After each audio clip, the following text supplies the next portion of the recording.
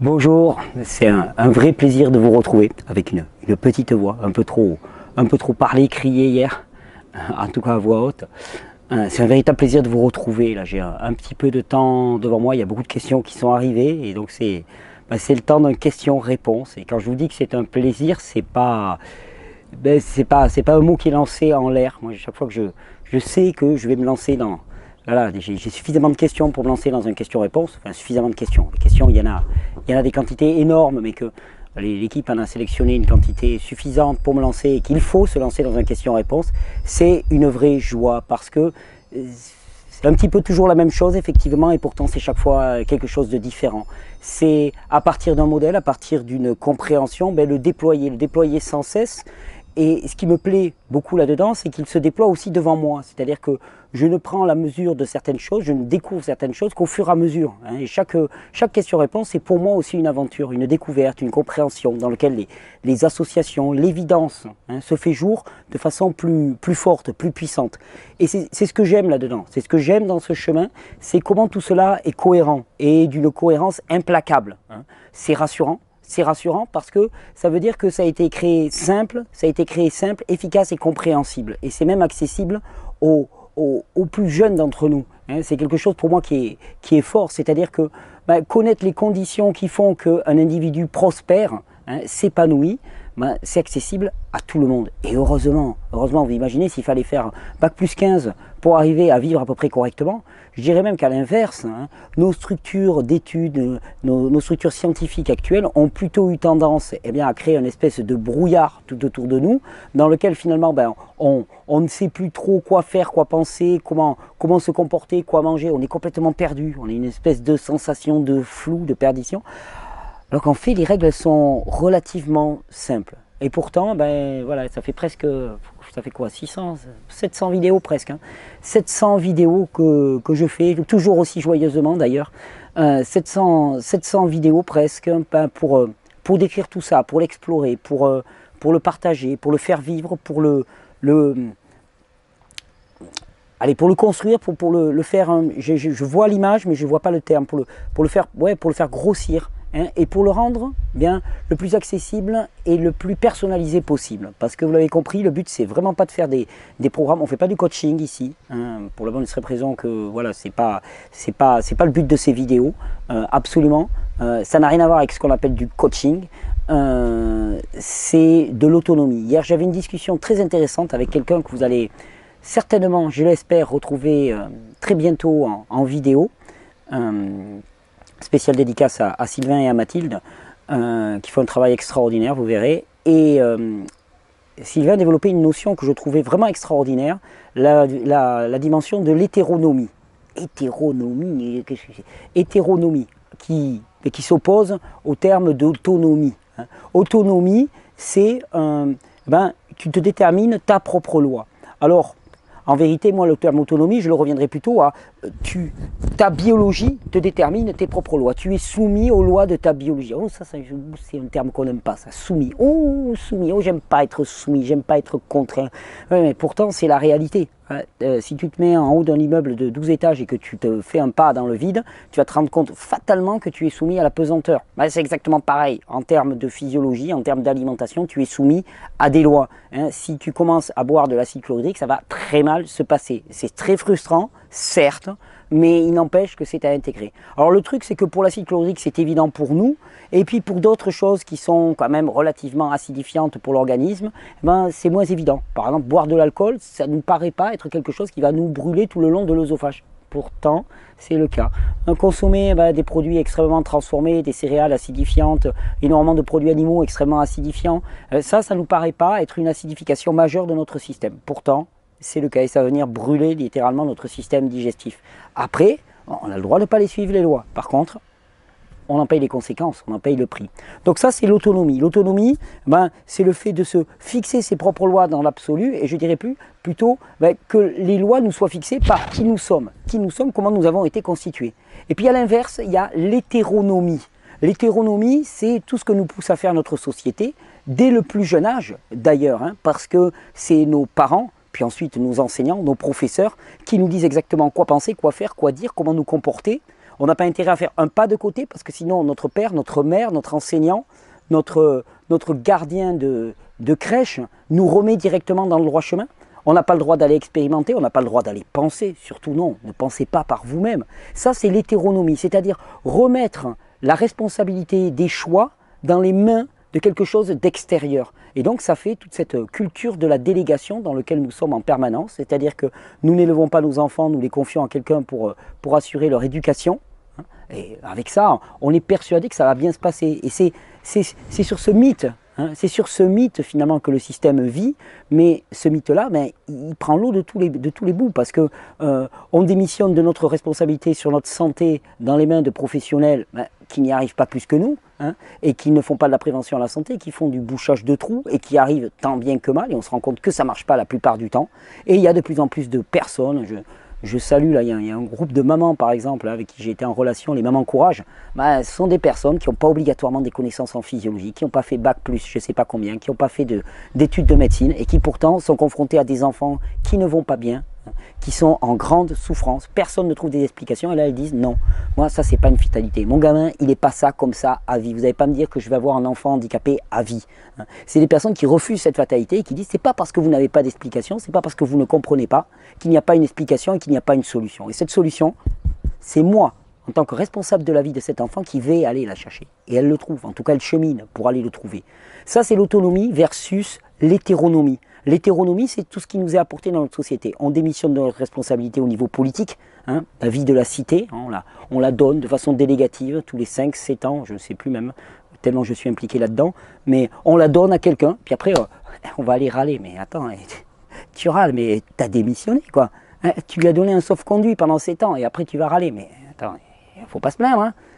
Je veux dire, toute forme moi, de protestation contre les autorités, pour moi, est totalement en vaine. Il ne s'agit pas de protester, il s'agit de prendre ses deux bras et d'y aller, quoi, d'œuvrer et de construire quelque chose d'autre, parce que c'est très facile de râler. Hein. La critique, c'est toujours une attitude de défaite, a priori.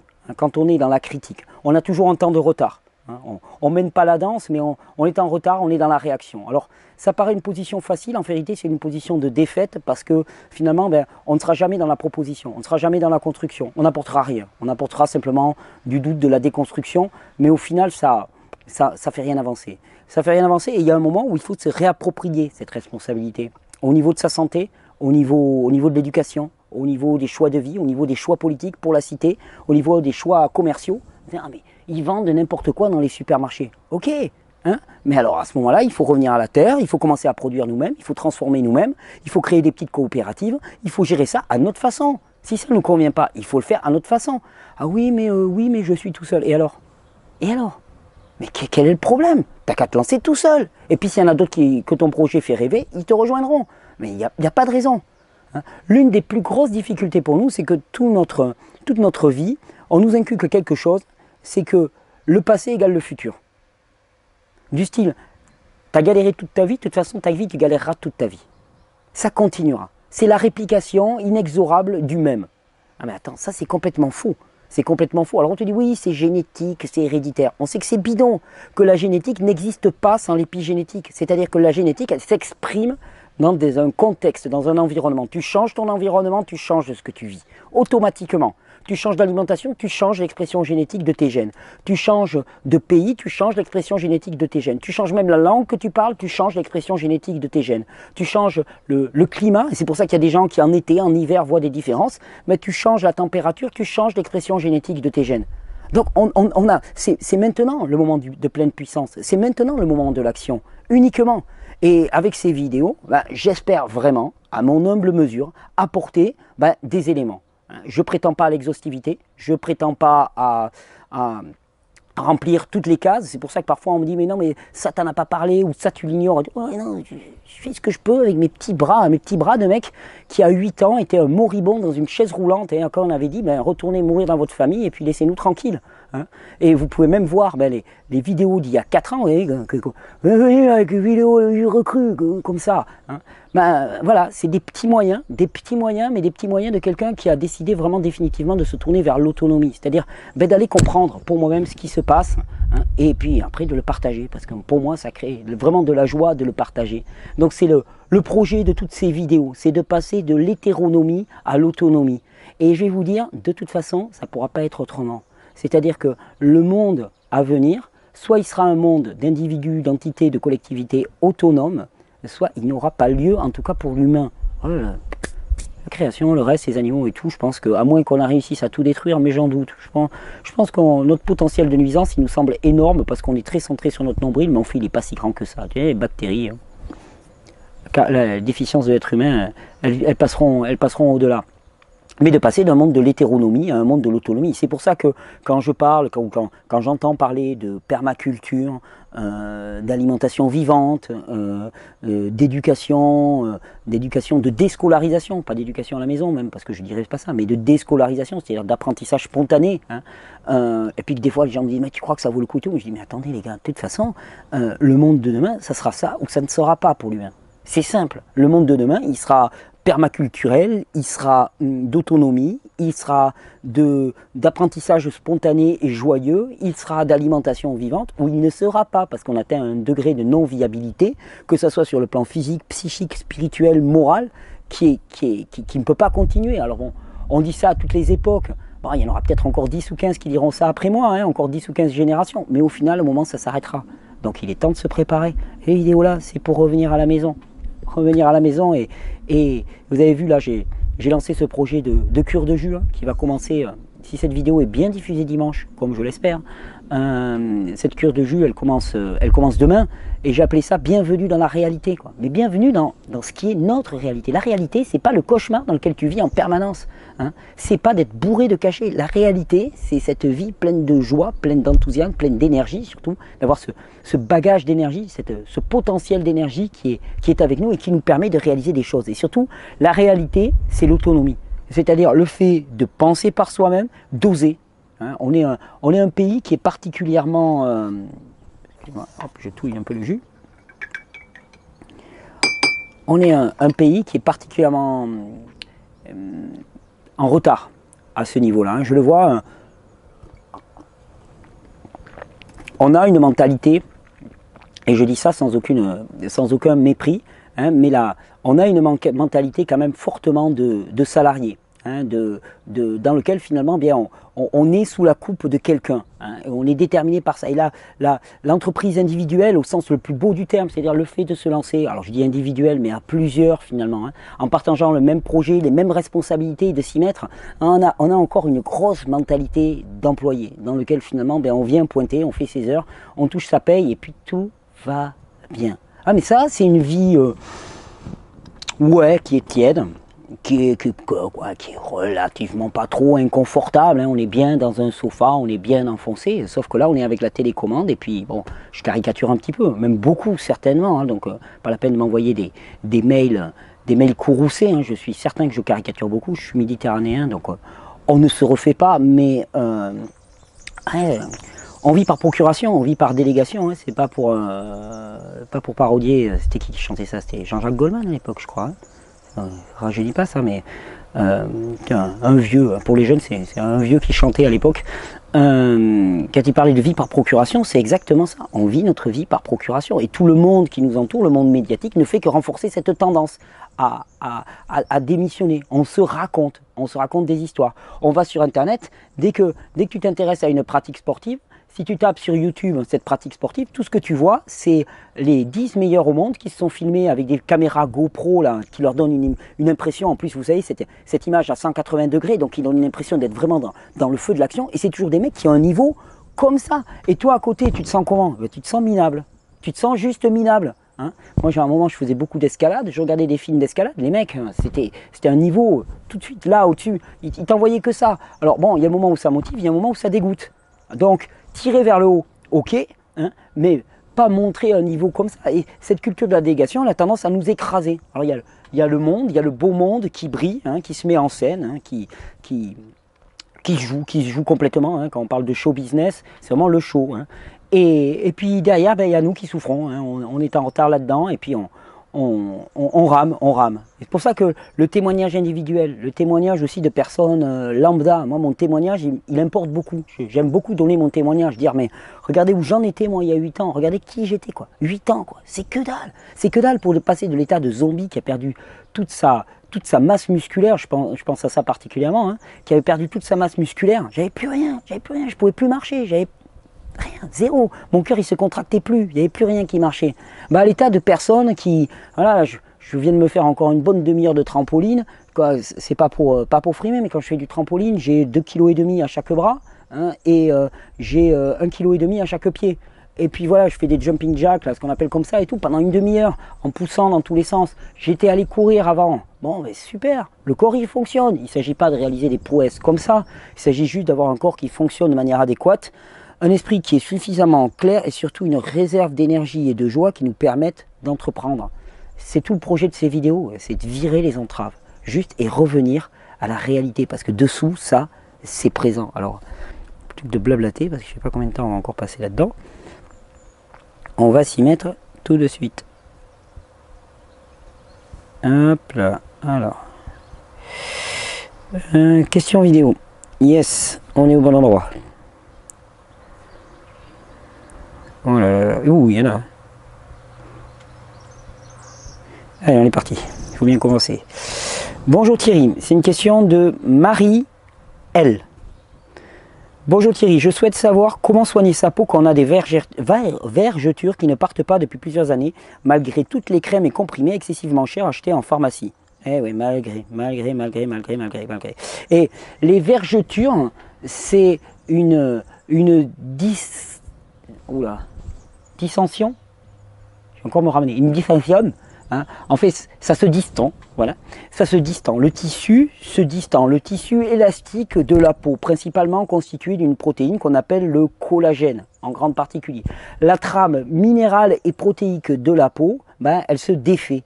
Et pourquoi elle se défait? Pourquoi est-ce que cette trame, donc ce filet, ce qui nous tient, se défait? Le mec, il va encore nous parler d'acidité, il va pas oser. Eh bien si, acidité, l'acidité, à l'échelle du corps, détruit les structures élastiques de la peau, détruit les tissus, le tissu conjonctif, lèse les tissus conjonctifs en attaquant le pool minéral, on va dire, hein, qui est propre à chaque tissu, et fait en sorte que les tissus sont faibles, sont mous, ont perdu de leur élasticité parce que la quantité de protéines n'est plus adéquate, il manque de collagène, il manque de minéraux, et la peau, à ce moment-là, elle se distend et il y a ces phénomènes de vergeture qui apparaissent. Rien de plus. Alors, comment y répondre? Dans l'absolu, le corps fabrique son propre collagène. Donc, il faut simplement lui donner les bonnes conditions pour qu'il se remette à produire du collagène. Donc, toujours pareil, tu connais le fameux les fruits, des légumes, du soleil, de l'alcalinité. Réduire les causes de toxicité dans sa vie. Hein, pour diminuer la toxicité globale de son organisme, donc à toutes les échelles, alimentaire, physiologique, rythme de vie et ainsi de suite, et ainsi faisant, permettre la production de collagène par le corps. Ensuite, il y a des sources de collagène, hein. Pour ceux qui ne sont pas végétariens ou végans, on peut trouver du collagène marin, du collagène animal, hein, puisque c'est quelque chose qui est produit, hein, par les animaux. Je sais que la silice est un précurseur du collagène. La silice est un très bon précurseur du collagène. Et j'en parle rarement ici, mais je vais faire tout un sujet là-dessus parce que je suis de plus en plus fan. J'utilise beaucoup moins la terre de diatomée. Diatomée, D-I-A-T-O-M-E-E. Alors cherchez pas trop parce qu'en France, c'est très dur d'en trouver qui soit de qualité consommation humaine, food grade. Je fais en sorte qu'il y en ait bientôt. C'est quelque chose qui est très peu cher. C'est un peu comme l'argile. Hein. C'est vraiment un remède passe-partout. Et ça contient de la silice qui est biodisponible puisque c'est la coquille fossilisée de minuscules crustacés qui ont vécu il y a bien longtemps à l'âge de Capitaine Caverne. Et ça apporte énormément de silice, c'est biodisponible pour le corps. Et ça permet, la silice étant précurseur du collagène, de produire bien du collagène. Sinon, il y a du collagène d'origine marine. Sinon, il y a des précurseurs du collagène aussi dans le jus de poivron vert, dont était très friand Normal Walker, et surtout, ton corps produit naturellement du collagène à partir du moment où tu lui donnes les bonnes conditions pour cela, donc une alimentation riche, variée et vivante, qui vont permettre cette production de collagène. Mais les vergetures, n'allez pas chercher, donc toutes les crèmes et choses comme ça, je veux dire, ta crème, entre nous soit dit, il y a toutes les chances que tu ne puisses pas la manger. Si elle n'était pas comestible et que tu te l'es mis sur la peau, ben ça veut dire que ça n'a fait qu'augmenter le problème. hein, parce que il faut bien comprendre, je ne sais pas si vous savez, mais il y a dans les médicaments, il y a la classe, je crois qu'on dit classe 1 et il y a la classe 2 des médicaments. Il y a la classe 0, il y a la classe 1 et il y a la classe 2. Mon classe 0, on n'en parle même pas, hein, c'est quasiment de l'acide chlorhydrique. Mais classe 1, les médicaments qui sont de classe 1 ou de rang 1, je ne me souviens plus comment on dit, ce sont des médicaments qui sont dits toxiques quelle que soit la dose. Tu te dis, ouais, mais ça, on n'en a jamais quoi. Non mais attends, la plupart des médicaments vendus en pharmacie sont toxiques quelle que soit la dose. Si c'est dans la nomenclature, c'est comme ça. Est-ce problème? Hein, ouais, il y a un problème. Il y a un problème, effectivement, et on ne se pose pas la question de savoir pourquoi est-ce que ça se passe mal au niveau de l'organisme. Donc là, au niveau de la peau, si tu t'es mis des crèmes qui étaient toxiques, quelle que soit la dose, effectivement, ça ne fera que renforcer le phénomène de toxicité à l'échelle du corps. Et ben voilà, et tu as juste exactement ce qu'il fallait. Donc, reminéraliser, apporter des minéraux, apporter du collagène, susciter la production de collagène par le corps, diminuer la toxicité globale du corps. Rien de très très neuf, mais les vergetures, c'est rien de plus que ça.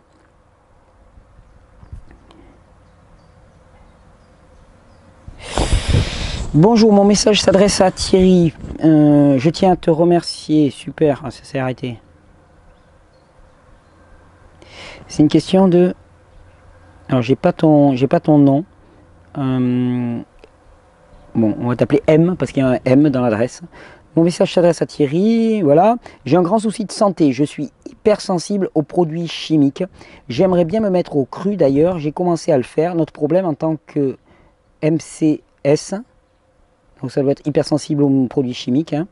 Notre pathologie est méconnue et non reconnue en France, et il n'y a pas beaucoup de médecins qui soignent ça.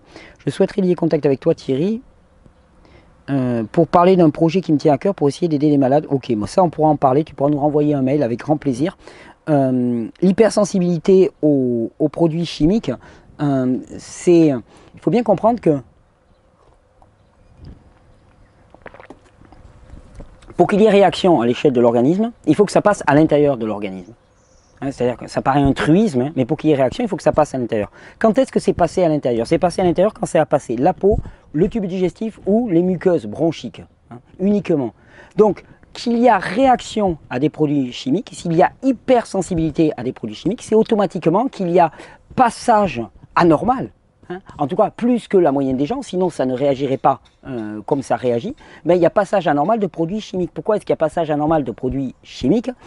Parce que la barrière qui devrait protéger les agents de sécurité, hein, les compagnies républicaines de sécurité qui devraient protéger la barrière intestinale et toutes les muqueuses, hein, ne sont pas là. Et c'est quoi? C'est tout un ensemble de bactéries et de microbes, excusez-moi pour le parallèle, c'est tout un ensemble de bactéries et de microbes qui sont là pour nous défendre, pour attraper, pour phagocyter les produits toxiques, pour les transformer, pour se les accaparer, pour les éliminer. Et tout ça, ils ne sont pas présents. Donc chaque fois qu'on parle d'hypersensibilité aux produits chimiques, moi je parle de dysbiose. Dysbiose, ça veut dire quoi? Ça veut dire qu'il n'y a pas tout ce qu'il devrait y avoir au niveau du biote intestinal. Il n'y a pas tout ce qu'il devrait y avoir et souvent même il y a des choses assez pathogènes qui se sont installées.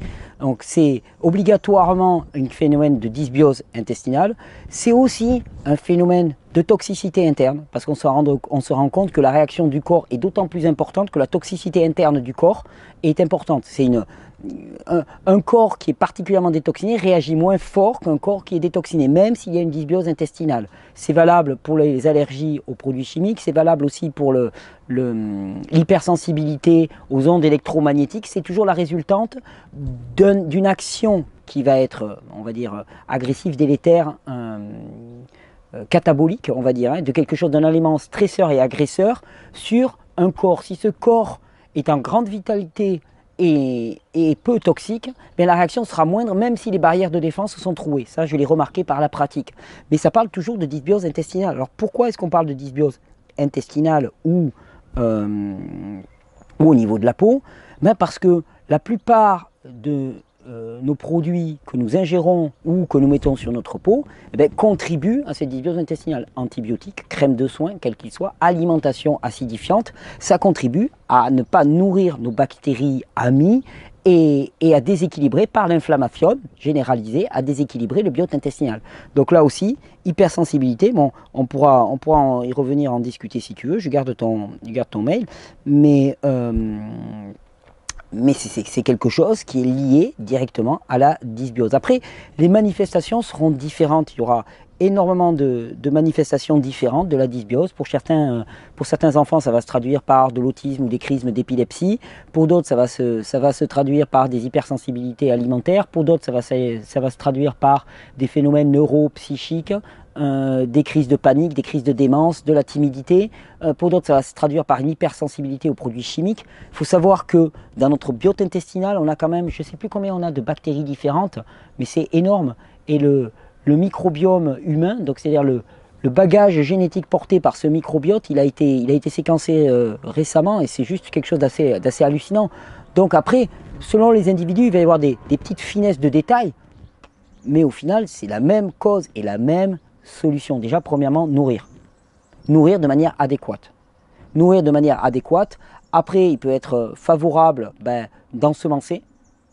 Ensemencer, bon, alors on utilise des probiotiques pour le système digestif. Je suis toujours hésitant moi, avec les probiotiques. J'essaye pas. C'est pas un mal, mais par contre, souvent, il me semble que c'est très très limité pour ensemencer réellement. Surtout que la plupart sont détruits par l'acidité gastrique. Donc, il n'y a pas grand chose qui arrive au niveau des intestins. Donc, ça prend pas. C'est assez limité. À la limite, les probiotiques, il vaudrait mieux les faire passer en lavement, en implant. Ça me paraîtrait plus efficace, en tout cas pour aller repeupler le côlon. Et comme la majorité des bactéries se trouvent dans le côlon, ça serait certainement à cet endroit-là qu'il faudrait agir. Ça pourrait être une option. Mais sinon, en repeuplant simplement, en redonnant les conditions nécessaires, en apportant des fibres, en désenflammant, et en apportant des matériaux anti-inflammatoires, c'est-à-dire des légumes, des jus de légumes, des matières grasses qui vont être anti-inflammatoires pour le tube digestif, pour la peau aussi, et qui vont nourrir ce microbiote et permettre que ça se rééquilibre spontanément. Parce que, hormis des cas extrêmement avancés, ça se rétablit relativement spontanément. Question de Sabrina. Bonjour, je me tourne vers vous car j'ai vraiment un souci pour maintenir une alimentation saine, équilibrée dans le temps et entre autres, je suis accro au sucre. J'aimerais vraiment m'en défaire. J'arrive pas à tenir la distance dans les bonnes habitudes. Je retombe très vite dans mes travers. Là, je ressens que mon corps a du mal. J'ai pas ou peu d'énergie, plus de motivation, fatigué, beaucoup de lassitude, ventre très ballonné, corps douloureux. Quand je presse ma peau, ça me fait mal au dos aussi. Donc quand tu presses ta peau, ça te fait mal. Hein. Acidification globale, hein. Ça peut même aller... Vous savez, déjà, des fois, les gens ont bout des doigts sensibles. Moi, je l'ai eu à une époque. Je me tapais la main, hein. Je me tapais la peau comme ça. Oh, ça fait mal. Oh, les doigts et les pieds. Oh, là, ça fait mal. Hein. Tout ça, c'est parce qu'il y a une inflammation globale, acidification et inflammation. Ventre ballonné. Très forte attirance pour le sucre, voire addiction pour le sucre, ventre ballonné, ça parle du développement de petits copains qu'on appelle des candidats albicans à l'échelle de tout le corps.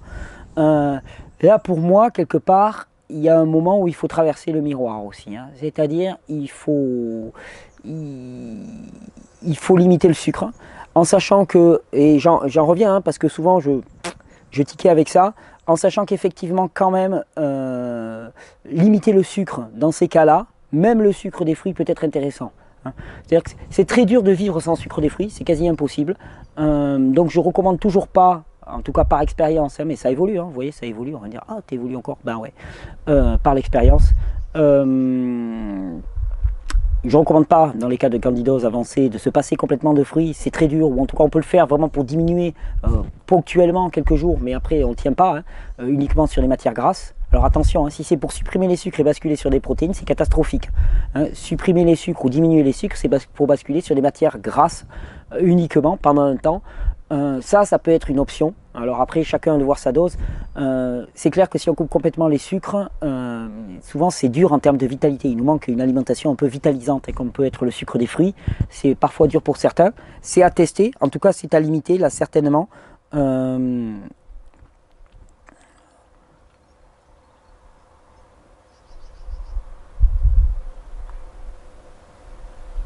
Puis alors, peu d'énergie, plus de motivation, fatigué. Le problème, c'est qu'une fois que tu commences à surconsommer des sucres, particulièrement si tu es en fatigue chronique, et le sucre, même le sucre des fruits, hein, n'en déplaise à des personnes qui pensent qu'on peut en manger autant qu'on veut, ça n'a pas de conséquences, c'est faux. Pour les personnes qui ont une bonne vitalité, fonctionner uniquement sur des fruits, très bon, aucun problème, uniquement. Disons, fonctionner majoritairement sur des fruits, aucun problème. Des fruits sucrés, je parle, aucun problème. Attention quand même aux fruits secs, il y a les mollos, c'est des aliments de confort. Par contre, pour les personnes qui sont en fatigue chronique, je l'ai toujours dit, ça peut être catastrophique. Et être épuisé, se traîner alors qu'on mange des fruits, c'est vraiment le signe que ça ne marche pas.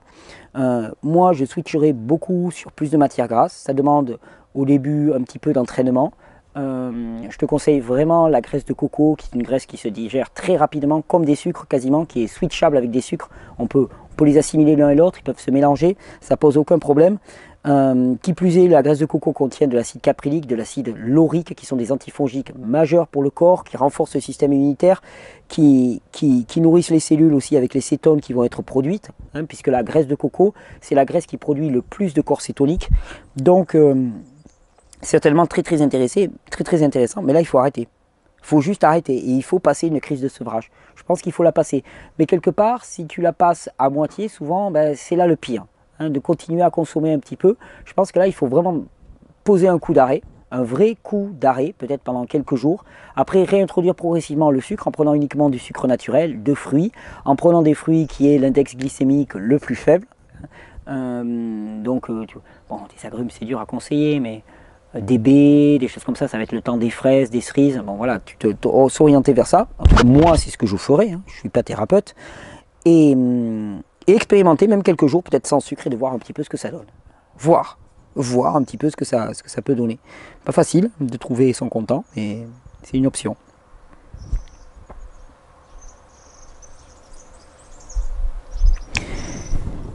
Question de Christina. Et bonjour à toute l'équipe. Merci, merci à toi. J'aimerais avoir des conseils pour la ménopause. Quelle plante, quel jus pour retrouver la dose d'oestrogène et de progestérone nécessaire? Pouvez-vous m'aider? Alors tu sais, Christina, la ménopause, c'est un épuisement du système endocrinien. Attends, mais comment? Mais la ménopause, c'est juste normal. Qu'est-ce que tu vas raconter là? C'est du n'importe quoi. Pourtant non. On se rend compte que les personnes qui étaient en ménopause peuvent reprendre une ovulation, peuvent reprendre la production d'oestrogène et de progestérone. Donc c'est simplement que c'est un épuisement. Un épuisement alors qui paraît inéluctable. Alors on va me dire, non mais tu veux dire que peut-être que les femmes ne seraient jamais ménopausées? Alors si j'ose dire ça, on va encore faire 36 vidéos. Donc on va dire non, c'est normal que les femmes soient ménopausées, mais peut-être pas si jeunes. Voilà, peut-être qu'à 25 ans ou à 30 ans, comme ça arrive maintenant de plus en plus, pas tout à fait normal. Mais à 40 ans, non plus. Et à 50 ans, j'en sais rien. Et à 60,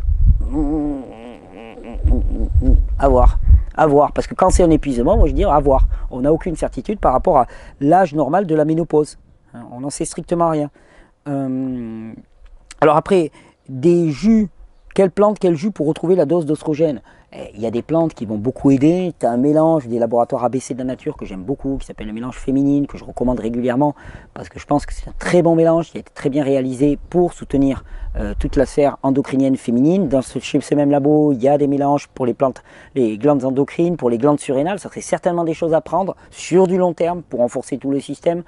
Permettre l'évacuation aussi, prendre du balai intestinal, mélange pour les reins, pour la lymphe, favoriser les jus. À peu près tous les jus de légumes, si tu varies, vont aider. Mais globalement, c'est toujours la même chose. Diminuer la toxicité et surtout ramener de l'énergie. Et pour ramener de l'énergie, c'est avant tout le SMS. Sommeil, massage, soleil. Checker ton habitation pour voir s'il n'y a pas de pollution électromagnétique. Couper la Wi-Fi, virer le téléphone portable, ne pas le porter dans sa poche parce que c'est un véritable four à micro-ondes que tu portes près de tes ovaires et de toute ta sphère sexuelle, quelque part. Et commencer vraiment à régénérer, rapporter de l'énergie dans ce système, détoxiner. Et détoxiner parce que, quand je disais tout à l'heure, finalement, l'hypersensibilité, par exemple, au rayonnement électromagnétique, elle est liée à la toxicité de l'organisme. De la même manière, remplir un organisme avec de l'énergie, ça se fera nettement mieux si l'organisme est atoxique. En tout cas, a vu diminuer sa toxicité. Ça, c'est quelque chose qui est très important. Donc, diminuer la toxicité globale pour refaire rentrer de l'énergie dans ce corps et relancer le système. Globalement, souvent, en limitant la pollution alimentaire, en changeant son mode alimentaire, Et en revoyant son rythme de vie, plus les plantes médicinales, ça aide beaucoup. J'ai pas mal de témoignages de personnes qui ont vu leur ovulation se relancer.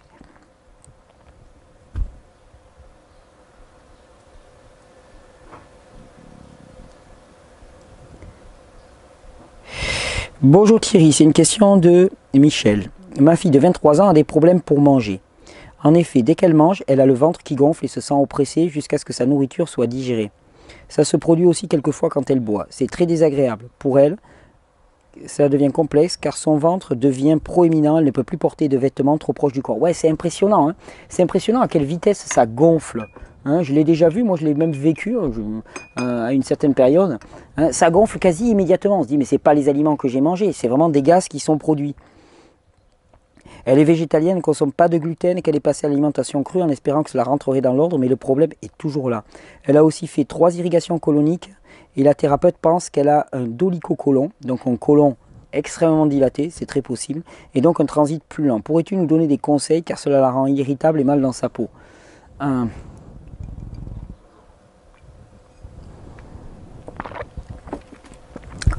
Conseil. Je vais essayer d'apporter ce que je peux, Michel. Conseil, moi, ce que je donnerais, c'est booster la digestion. Booster la digestion en prenant des aliments qui sont prédigérés au maximum. C'est-à-dire attention aux fibres des légumes particulièrement. Moi, je les prendrais sous forme de jus ou sous forme lacto-fermentée plutôt pour éviter d'avoir des fibres trop complexes à digérer.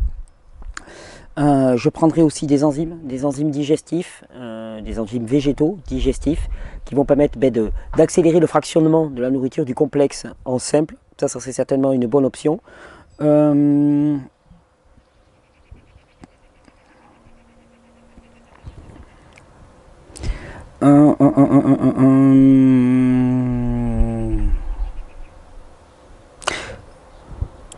Traitement classique pour la candidose, hein, être attentif quand même aux fruits secs, diminuer, pas aller trop fort sur les sucres trop concentrés, augmenter la part par exemple de la graisse de coco. Pour les irrigations, pour les lavements, moi ce que j'utiliserais beaucoup, qui assainit beaucoup le tube digestif, surtout s'il y en a un méga dolichocolon, j'utiliserai de la chlorophylle liquide, soit un jus vert que tu vas mettre en lavement et que tu gardes en implant, ça nettoie énormément, soit directement de la chlorophylle liquide, ça s'achète en Angleterre facilement, et qui va permettre finalement de nettoyer tout ce côlon, particulièrement si c'est un méga dolichocolon, et de continuer dans ce sens-là de nettoyage. Le problème c'est, je l'ai déjà dit, mais on dit qu'on avale à peu près 5 à 6 tonnes de nourriture dans notre vie, certainement beaucoup plus pour certains.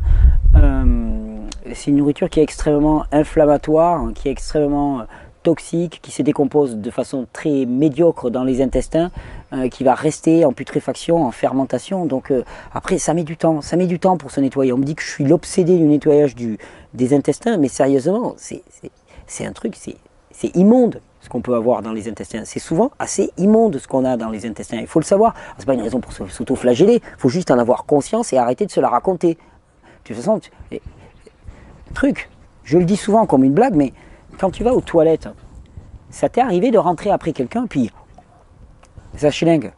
Mais attends, ceci qui schlingue, c'est sorti d'où? Il n'y a pas de manifestation spontanée d'odeur pestilentielle. Hein, quand quelqu'un a des flatulences et que ça sent très très mauvais, ça sort d'où? Ça sort de là, mais quelque part en nous-mêmes, il n'y a pas l'association. Tu sais, c'est le truc, oh, une mauvaise odeur, oh, elle s'est créée comme ça, oh, alléluia, oh, une petite odeur. Mais ça n'a rien à voir. L'odeur, enfin je veux dire, l'odeur, la fermentation, la putréfaction, ces matières collantes, gluantes, ces matières non digérées, et ainsi de suite, mais c'était là, c'était dans nos intestins. Le problème, c'est que nos intestins, c'est à la fois une surface d'élimination, mais c'est aussi une surface d'assimilation. Hein. C'est un peu en fait, quelque part. On va faire les choses simplement. Tu sais que ta peau, elle sert dans les deux sens, ok? T'imagines ce qui sort aux toilettes? Imagine qu'en permanence, tu l'as badigeonné sur la peau. À peu près. Hein, c'est pas glamour, mais c'est ça. C'est ça ce qu'on a dans les intestins, c'est ça ce qu'on reçoit en permanence. Et on l'a badigeonné sur la peau. Alors je sais bien, la peau, elle n'absorbe pas énormément. Comme le côlon, il n'absorbe pas énormément, mais il absorbe quand même. Et c'est ce qu'on appelle l'endotoxémie, c'est-à-dire le fait de réabsorber ses propres matières. Alors l'avantage en plus, c'est que si on se tartinait avec de la MERDE, ce qui se passerait quand même, c'est que c'est à l'air. Donc il y a des phénomènes aérobies qui peuvent se produire. Et là, c'est souvent anaérobie. Donc je peux te dire qu'au niveau putréfaction, c'est maximal. Donc là, ce que tu me décris de ta fille Michel, il n'y a qu'une seule chose, c'est nettoyage intestinal, désenflammer, favoriser la digestion avec des enzymes digestives, favoriser le balayage avec du balai intestinal, un néant tout doux. L'aloe vera peut être aussi une bonne option. L'argile peut être aussi tentée en interne. La chlorophylle régulièrement, les jus pour amener de la chlorophylle régulièrement, amener des minéraux régulièrement, nettoyer et faire en sorte que ça s'améliore sans agresser. Donc toujours pareil, arriver à trouver la bonne balance, améliorer sans agresser. Mais c'est pour moi voilà, la seule option qui soit pour nous. Bon, quelques heures sont passées et le soleil est sorti, c'est plus agréable, c'est nettement plus agréable. Maintenant, on continue tout de suite les questions parce qu'il y en a encore beaucoup. Je me dis que je vais essayer de les épurer puisque la semaine prochaine, enfin, on commence lundi, la semaine de cure de jus. Là, bienvenue dans la réalité. Donc, autant passer les questions, autant que passer les questions tout de suite. Surtout qu'il y en a pas mal. Question de Florent. Question à partir de la graisse, à propos de la graisse de coco. Composée à 45% d'acide laurique et à 17% d'acide myristique. Ouais, et puis il y a pas mal d'acide caprylique aussi.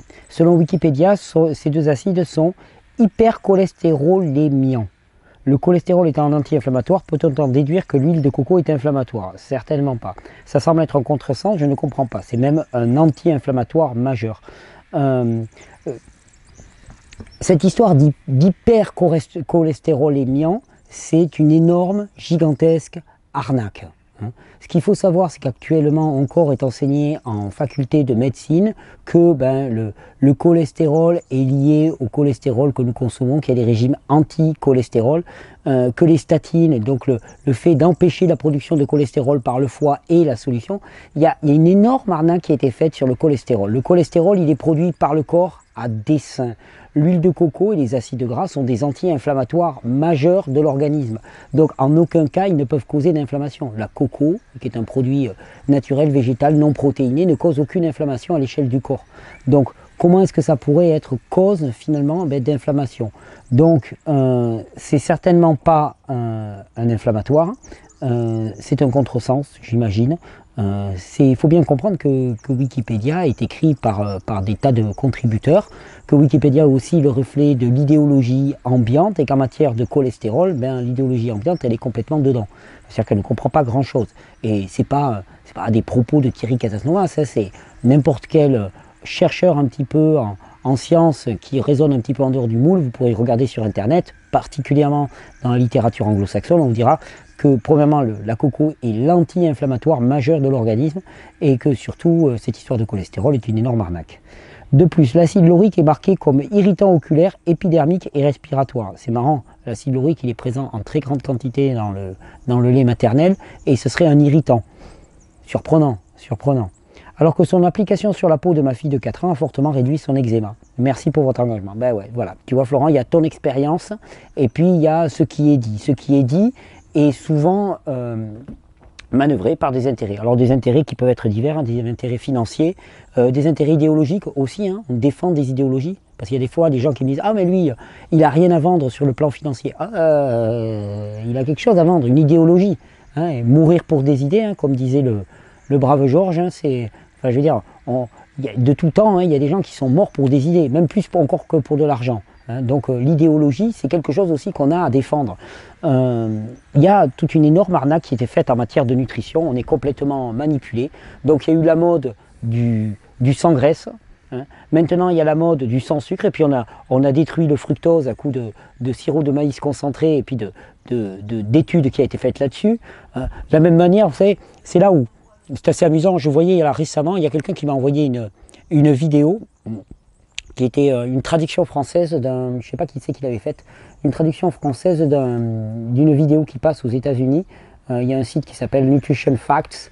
C'est un gars qui se fait un petit peu connaître, alors qui est le reflet que de lui-même. Hein. Il se présente comme une enseigne scientifique. En fait, c'est un médecin. Comme il y a beaucoup de médecins indépendants aux États-Unis, c'est très impressionnant, beaucoup de cliniques privées.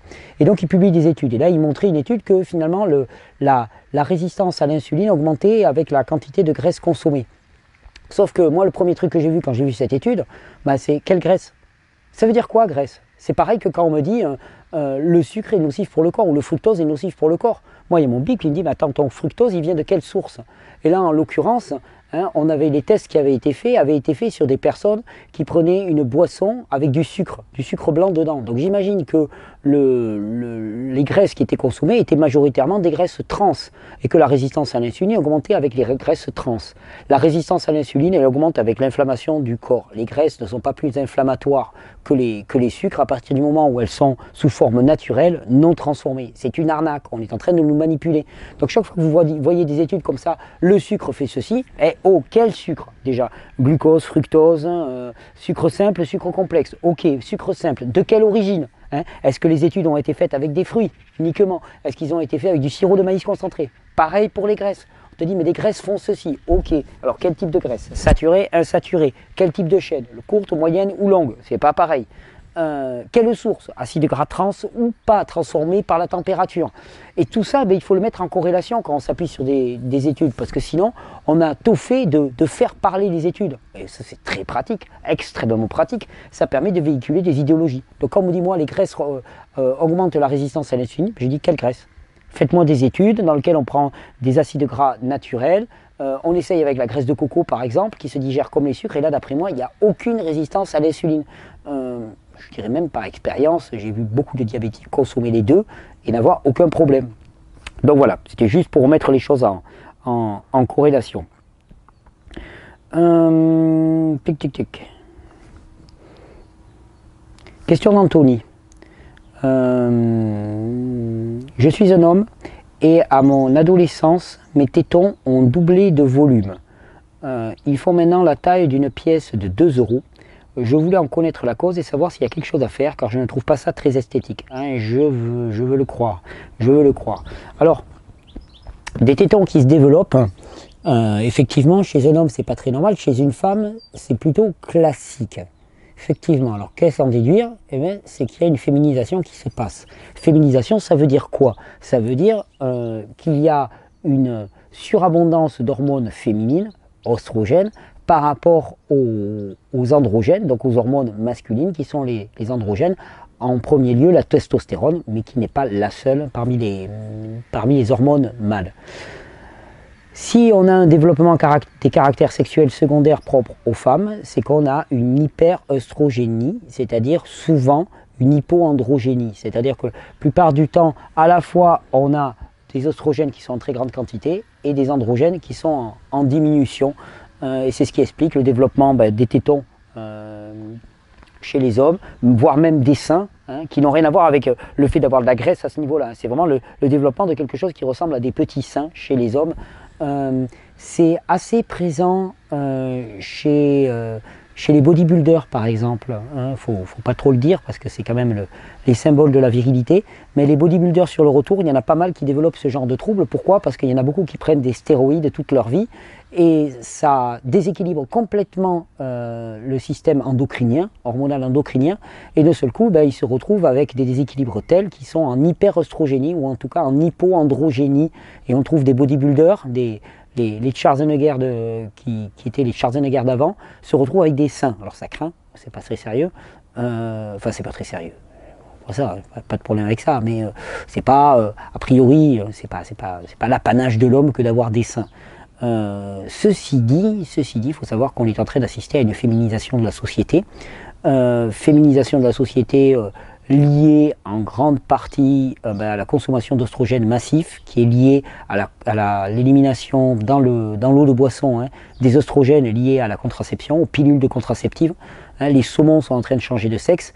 L'être humain est en train doucement aussi de se féminiser. Et pour moi, alors là, c'est l'un des plus grands dangers, parmi les grands dangers qui guettent l'être humain, c'est cette féminisation. Mais d'ailleurs, on vit dans un monde qui est un monde de la relativisation et de l'affadissement des contraires. Tu sais, je dirais même qu'on a créé des idéologies pour ça. Tu sais, il faut révéler la part féminine en soi. Moi, j'en ai fait des tas de formations comme ça. En tant que mec, là, tu dois révéler la part féminine. Mais que dalle! que dalle, j'ai aucune part féminine à relever. Être un mec, c'est pas être une brute épaisse, taper avec, avec mon gourdin sur la tête des femmes et puis, puis violer tout ce qui passe à ma portée, quoi. Ça n'a rien à voir. Donc développer sa part féminine, pour moi, là, c'est une idéologisation de quelque chose qui est une dérive physiologique. C'est-à-dire qu'on assiste à une féminisation des hommes et puis on crée toute une idéologie pour justifier ça. Hein, un petit peu comme certains ont créé des approches psychanalytiques pour justifier de leur propre névrose. Mais c'est exactement la même chose. C'est-à-dire qu'on assiste à une féminisation et on crée toute une idéologie qui valorise ce nivellement des sexes. Vous savez, il n'y a plus vraiment de sexe. C'est homme, femme, c'est pas...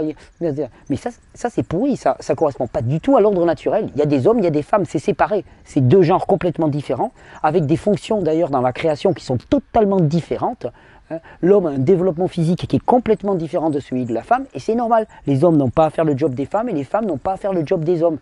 Et il y a 20 ans, j'aurais tenu un discours comme ça, j'aurais dit « Oh, mais le vieux réac, quoi, mais oh là là, mais comme c'est passéiste, ça c'est has-been comme vision. » Un matin, mon gars, mais ça évolue, quoi, maintenant, les valeurs, elles changent, les hommes sont des femmes, les papas sont des mamans, et les mamans sont des papas, mais ça c'est bidon, c'est pervers. Pour moi, c'est une perversion massive. Et c'est acter quelque chose qui tient de la perte de valeur, de la perte de sens, de la perte d'androgène et d'ostrogène, et qui fait qu'on commence à vivre dans un nivellement des sexes, dans lequel tout est mélangé, nivellement des valeurs, et il n'y a plus de zone de fracture. Hein. Et d'ailleurs, je sais, souvent, il y a un truc qui me fait rigoler, c'est, moi, il y a des mots que j'aime bien. Par exemple, j'aime bien le mot de guerre. Guerre ouverte. Dire, ok, là, on est en guerre actuellement. Il y a une guerre qui se passe. Il y a une guerre contre le vivant qui est en cours. Et moi, je prends le maquis. Je prends le maquis et je suis dans la résistance. Et je parle souvent, ouais, quitte à mourir, autant mourir les armes à la main. Et puis on me dit, non, mais attends, mais c'est pas cool ça. Toi, tu es un alternatif. Faut pas parler de guerre. C'est violent, il faut surtout pas en parler. Et non, mais attendez, et c'est pas parce qu'on l'ignore avec les mots que ça n'existe pas. De tout temps, il y a eu un combat dans ce monde entre deux forces, deux camps. Le diable et Dieu, d'une certaine manière, les forces de vie, les forces de création et les forces de destruction, hein, l'amour et la peur étant l'inverse de l'amour, il y a toujours eu ce clivage, et il a toujours lieu. Hein. C'est pas parce qu'on crée des mots, des idéologies, des concepts qui essayent de niveler ça, que ça n'existe pas. Et je dirais même que tous ces concepts, ce nivellement, pour moi, c'est la dernière arme que joue le diable et la peur pour essayer de nous avoir. Hein, puisque le combat face à face, il l'a perdu. Il l'a perdu de tout le temps. L'amour a toujours la victoire sur la peur. Les forces de construction ont toujours la victoire sur les forces de destruction. Le jour a toujours victoire sur la nuit. Mais comme cette bataille elle est déjà perdue, le dernier atout, on va dire, c'est de tout faire se rassembler, hein, comme si c'était tout pareil. On devient dans une espèce de monde insipide, non tranché, tiédasse, hein, finalement. Mais pour moi, ça c'est une corruption, une subversion profonde du message vrai et de la réalité de ce que nous vivons. Le combat a lieu, c'est pas parce que nous le lions qu'il n'a pas lieu. Le combat, il a, je dirais, jamais été aussi féroce, mais j'imagine qu'on le dit à toutes les générations, mais le combat, il a jamais été aussi féroce, il a toujours eu lieu d'une manière aussi féroce, et le combat, il te demande de te positionner.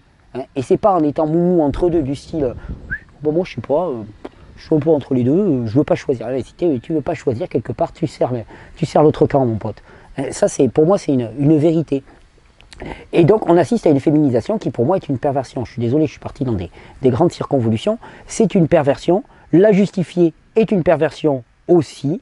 L'homme est homme, la femme est femme, avec des attributs différents. Si on voit le développement de caractère secondaire féminin chez les hommes, c'est lié à la déficience en androgène. Cette déficience en androgène, alors elle va amener à ce développement des caractères sexuels secondaires, ok, mais elle amène à beaucoup d'autres choses aussi, parce que la testostérone, tu peux aller faire des recherches sur la testostérone, eh bien elle a bien d'autres conséquences, et les oestrogènes aussi, à l'inverse. Et donc, au-delà de l'aspect esthétique, pour moi, il est prioritaire de rétablir cette bonne balance oestrogène-testostérone.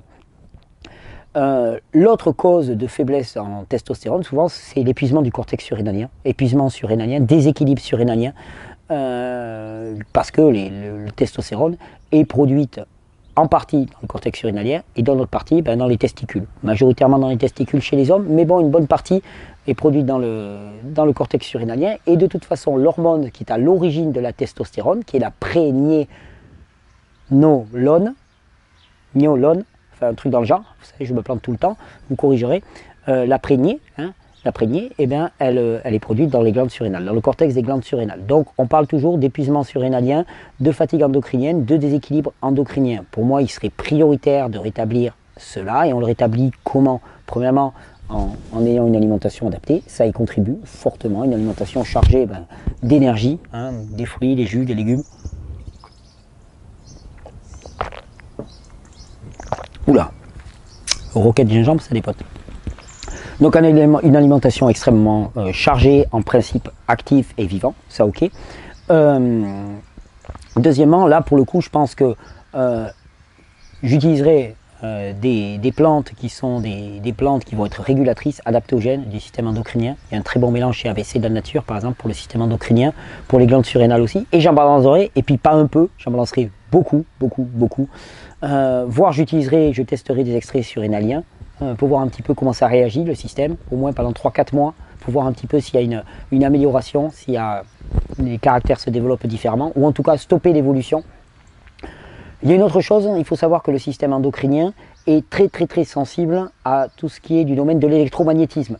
Donc moi je regarderai mes conditions de vie et j'irai épurer mon environnement électromagnétique. Je vous renvoie vers les vidéos que je fais, on va en mettre une très rapidement, j'ai tellement de vidéos. Petit chat là. J'ai tellement de vidéos en cours de finition de montage, enfin, voilà, beaucoup à partager. Mais on va remettre une vidéo avec Jean-Philippe Carrère de l'association Les Pieds à la Terre. Et je te recommanderais soit de faire appel à lui, soit de faire le diagnostic toi-même à partir de la vidéo qu'on va faire. Mais de vraiment épurer ton environnement électromagnétique, de passer du temps à te mettre à la terre, à marcher pieds nus sur le sol, à vivre dans un environnement qui soit le plus rechargeant en énergie possible et rééquilibrer ce système endocrinien. Parce que ça, c'est le signe fort d'un déséquilibre endocrinien. Voilà. Alors, question rapide. Clara, merci pour ce site qui est une mine d'informations. Sauf erreur de ma part, je n'ai rien trouvé concernant les problèmes liés au rhume. Auriez-vous des idées, recettes pour dégager un nez encombré? Pour dégager un nez encombré, la première des choses, c'est de se moucher. Mais de se moucher, alors vous avez rigolé, pas par le nez, mais par les intestins. Moucher par les intestins, c'est quoi ce délire? Si ça sort par le nez, c'est que c'est congestionné, que toute la tête est congestionnée. Alors, on montre aussi que se moucher, ça ne fait que irriter la muqueuse nasale et amener à la production d'encore plus de mucus. Donc il vaudrait mieux ne pas se moucher fortement, laisser couler, c'est pas cool, si pourtant, laisser couler en épongeant simplement, ça c'est un coup qui m'a été donné, surtout ne pas commencer, ne pas commencer à irriter, éponger. Et la meilleure des choses à faire, c'est un lavement.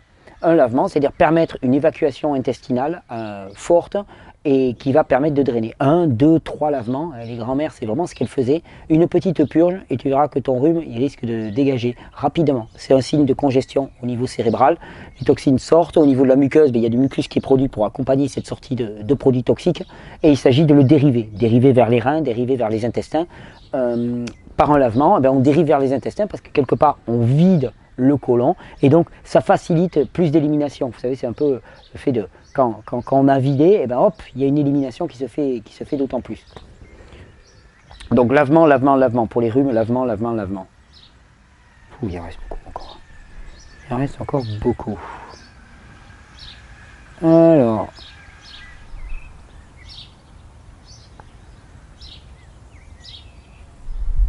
Question de Jackie.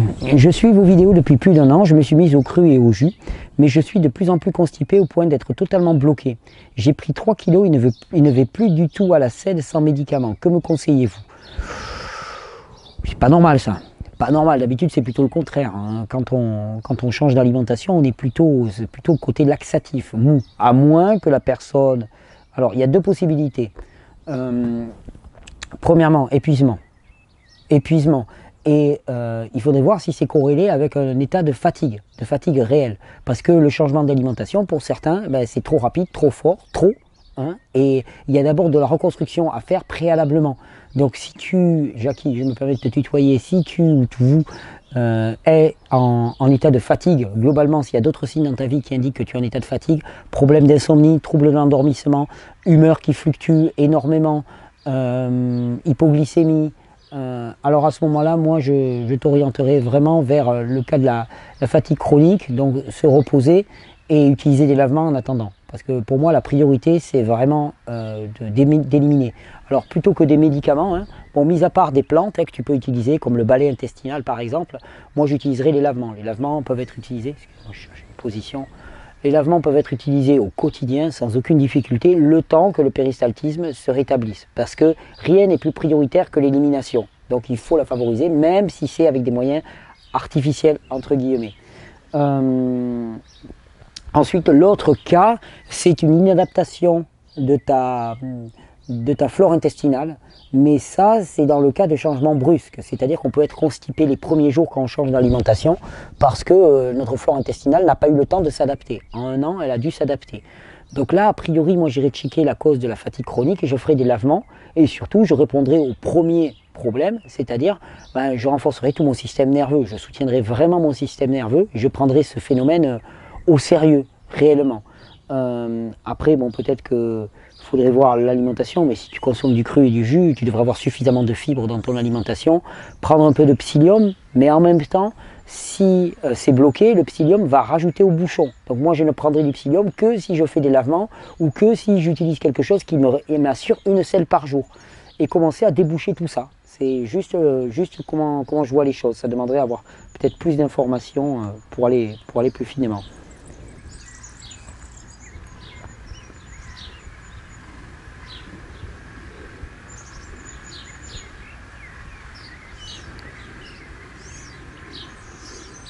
Alors ça sera l'occasion d'une toute autre vidéo.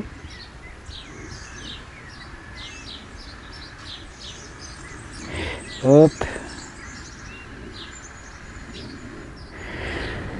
Alors, symptômes d'insuffisance rénale, c'est Martine. C'est à ce sujet que j'ai besoin d'éclairage et je patauge. La peau ultra sèche, bouche sèche, os de la hanche qui titille, démangeaison surtout le soir, peau qui pique de l'intérieur depuis août. Donc inflammation généralisée. Je mange cru à 90%, jus fait à l'oméga, ok. Parfois le soir cuit vapeur, que des fruits et des légumes, de très rares fois un poisson frais vapeur. En chantier, mes dents, plus une seule molaire, et ma tabagie. Ok, donc ça c'est quand même deux facteurs d'intoxication majeurs. Je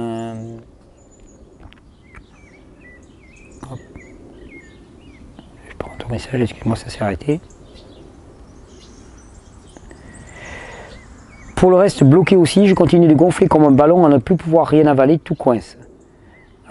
Et puis perso, c'est vite vu pour moi, après avoir testé en le vivant depuis 2 ans les dires de Thierry dans ma vie, comme on dit, le meilleur et le pire, il n'y a que Thierry qui dit vrai. Merci, ça c'est pas moi qui dis vrai, je ne fais que parler de quelque chose qui existe. Alors j'aimerais bien avoir son conseil, ça serait sympa. Après 8 mois me débrouiller seul avec des résultats très concluants ailleurs, mais la peau c'est de pire en pire. J'ose à peine prendre une douche parce que 10 minutes après c'est à grimper au plafond tant ça pique. Je me dis qu'il y a un truc que j'ai pas dû comprendre et que j'ai pas dû faire comme il le faut. Il y a des gens, Martine, hein.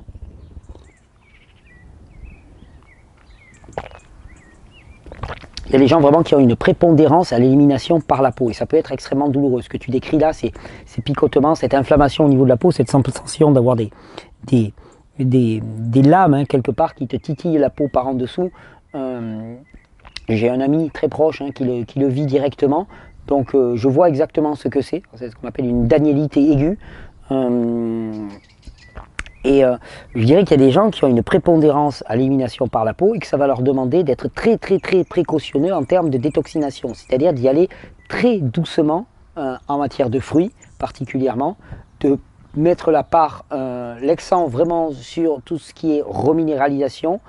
Moi là ce que je verrai, je ne sais pas si tu l'utilises, bon, bouche sèche, os de la hanche qui titille, démangeaison surtout le soir, moi j'essaierai ça. Je vais te dire, j'essayerai une expérience pendant 3 semaines. Quasiment aucun fruit à part des fruits très doux et très mûrs, genre banane. Et encore pas dans des proportions énormes. Beaucoup de légumes sous forme de jus, sous forme de salade, sous forme cuit aussi si tu veux. Et des matières grasses anti-inflammatoires, de l'huile de coco, de l'avocat. Si tu consommes des produits animaux, du jaune d'œuf, voire du beurre cru aussi. Blindé sur les produits gras, voir un petit peu si l'inflammation diminue. Ça me paraîtrait une bonne approche. L'huile de coco, je me la mettrai aussi énormément sur la peau, Genre, je me badigeonnerai à l'huile de coco. Au niveau de la peau, ça va quand même participer à calmer l'inflammation, à réguler un petit peu tout ça. Ça va avoir aussi, avec l'acide laurique, l'acide caprylique, une action régulatrice de la population fongique qui va permettre que ça soit moins enflammé au quotidien. Bain de bicarbonate de soude, ça j'imagine que tu le fais. Et puis surtout, tabagie, ça il faut que ça vire. Hein. Enfin, je veux dire, c'est de la folie. Tu te rends compte quand même ce qu'on nous pousse à faire, c'est un truc de dingue. N'importe qui fume, la première fois, crache. C'est monstrueux de mettre ça dans ses poumons. Je veux dire, c'est comme si chaque fois que tu fumes une cigarette, on te balançait un verre d'acide chlorhydrique à la figure. C'est exactement ça. C'est génial. Alors après, la cigarette, elle a des côtés addictifs, hein, parce que les récepteurs à la nicotine, une fois qu'ils sont stimulés par la nicotine de la cigarette, hein, de mémoire, hein, les récepteurs à la nicotine et les récepteurs dopaminergiques sont assez similaires, et donc la nicotine vient agir sur les récepteurs à la dopamine et enclenche cette boucle de récompense plaisir. Donc c'est fabuleux, mais les vendeurs de cigarettes comme ça, ils ont dû quand même sacrément galérer au début, parce qu'ils se sont dit, bon voilà, on a un truc qui est génial, qui est pas cher, parce que la cigarette ça vaut pas cher, c'est du tabac, qui est complètement addictif. Une fois que tu commences à fumer, t'es foutu, tu te fais attraper, c'est très dur de décrocher. On a un truc qui est complètement addictif, qui est pas cher et qui peut rapporter gros, parce que finalement au coût ça coûte que dalle, hein, et c'est énormément de plus-value. C'est fabuleux, on a un truc en or pour se faire un super magot, on n'a qu'un seul problème, c'est ignoble. C'est-à-dire, la première personne qui touche ça, elle s'enfuit en courant, elle sait très bien que c'est pourri. Je veux dire, tu as ton détecteur interne qui te dit attention, arnaque. Comment on va faire pour arriver à fourguer ça à la population? Comment ils ont fait? Ils ont créé toute une idéologie autour de ça. Moi, pourquoi j'ai commencé à fumer? Bon, j'ai peu fumé, hein. J'ai très peu de tabac parce que vraiment je ne le supportais pas. Mais pourquoi j'ai commencé à fumer? Parce qu'une clope à la main comme ça, c'était cool. James Dean, la classe, les cheveux au vent, un cabriolet. Hein, Born to be wild, quoi. C'était exactement ça, la classe. C'est-à-dire par identification, on a identifié la cigarette au fait d'être posé, pour les hommes d'être viril, pour les femmes d'avoir une position sociale, d'avoir de la prestance, d'avoir de l'autorité, d'être une star. Et ils ont associé tout ça, ils ont parfaitement travaillé avec les associations neuronales, hein, finalement. Et dès qu'on voit une cigarette, alors maintenant, il y a eu beaucoup de travail pour casser cette image-là, et maintenant, quand on voit quelqu'un fumer, c'est presque devenu une tare, quoi. Mais pour ça, c'est du conditionnement. On est conditionné à tous les niveaux. Et les publicitaires, ils l'ont compris. Et donc, pour la cigarette, c'est exactement pareil. La cigarette, ça pue horriblement. C'est une monstruosité pour le corps. Et la première fois que tu y touches, c'est comme l'alcool. Je veux dire, l'alcool, le seul truc qui te fait boire un verre d'alcool en ne mouffetant pas quand t'es gamin, c'est juste que tu veux faire comme papa. C'est que tu veux tenir la route comme papa. Et c'est marrant. Le premier truc, puisqu'on fonctionne par association, moi je donnerais un conseil aux parents là, dont les enfants commencent à boire. Un jour, il faudrait les prendre à part. Si vous voulez qu'ils arrêtent de boire, vous les prenez avec vous, vous les amenez et vous leur faites prendre, avec l'alcool qu'ils consomment généralement, mais une cuite monstrueuse. Mais un truc du style par terre, à vomir dans un état pas possible. Et il y a toutes les chances qu'ils créent de nouvelles associations au niveau neuronal qui vont associer cet alcool à cette sensation désagréable. Et là, vous êtes tranquille. Moi, je me souviens, parmi mes premières cuites mémorables au picon bière, mais si quelqu'un ouvre une bouteille de picon, mais allez, on va dire à 10 mètres de moi, je crois que je fonce vers les WC tellement j'ai envie de vomir. C'est atroce pour moi. Tu veux me torturer, tu m'attaches sur un siège et tu me fais tourner une bouteille de picon autour de la tête. Je disjoncte complètement. Cette odeur pour moi, elle est totalement vomitive. Association qui a été faite suite à une expérience traumatisante. Pour la cigarette, ça devrait être la même chose. C'est-à-dire que la première cigarette, il faudrait en faire fumer 15 à la personne jusqu'à ce qu'elle soit malade à en cracher, et peut-être que on arriverait à créer cette association négative qui ferait que elle ne fumerait pas. Une fois qu'elle est prise dans le piège, donc la cigarette à virer, quoi. À virer, c'est du poison massif pour l'organisme. On peut pas, je veux dire, c'est super de prendre les juges comme ça, mais faut arrêter la cigarette. Faut arrêter. Alors, je sais pas si j'ai fait une vidéo. Non, je dois la faire. Tu vas me dire c'est joli. Eh bien, je vais la faire. Décrocher du tabac. En tout cas, ma proposition pour décrocher du tabac, qui ne fera que se surajouter à de multiples propositions, mais ma proposition pour décrocher du tabac, tu verras que c'est assez intéressant. Bon, voilà un petit peu ce que je peux te dire, Martine. Je comprends que ça soit une situation Je pense à une amie aussi au Québec hein, qui vit un peu la même situation avec une inflammation de la peau dont elle ne se sort pas.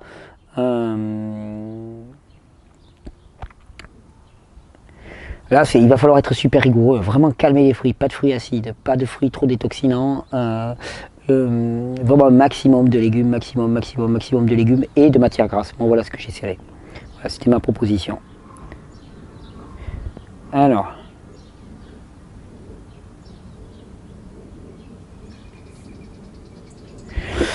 Bonjour Thierry, à 44 ans, c'est une question de Bernard. J'ai des problèmes de sommeil, plus 2 hernies discales, plus prise de poids, majoritairement suite à l'opération d'une de tes 2 hernies il y a 4 mois.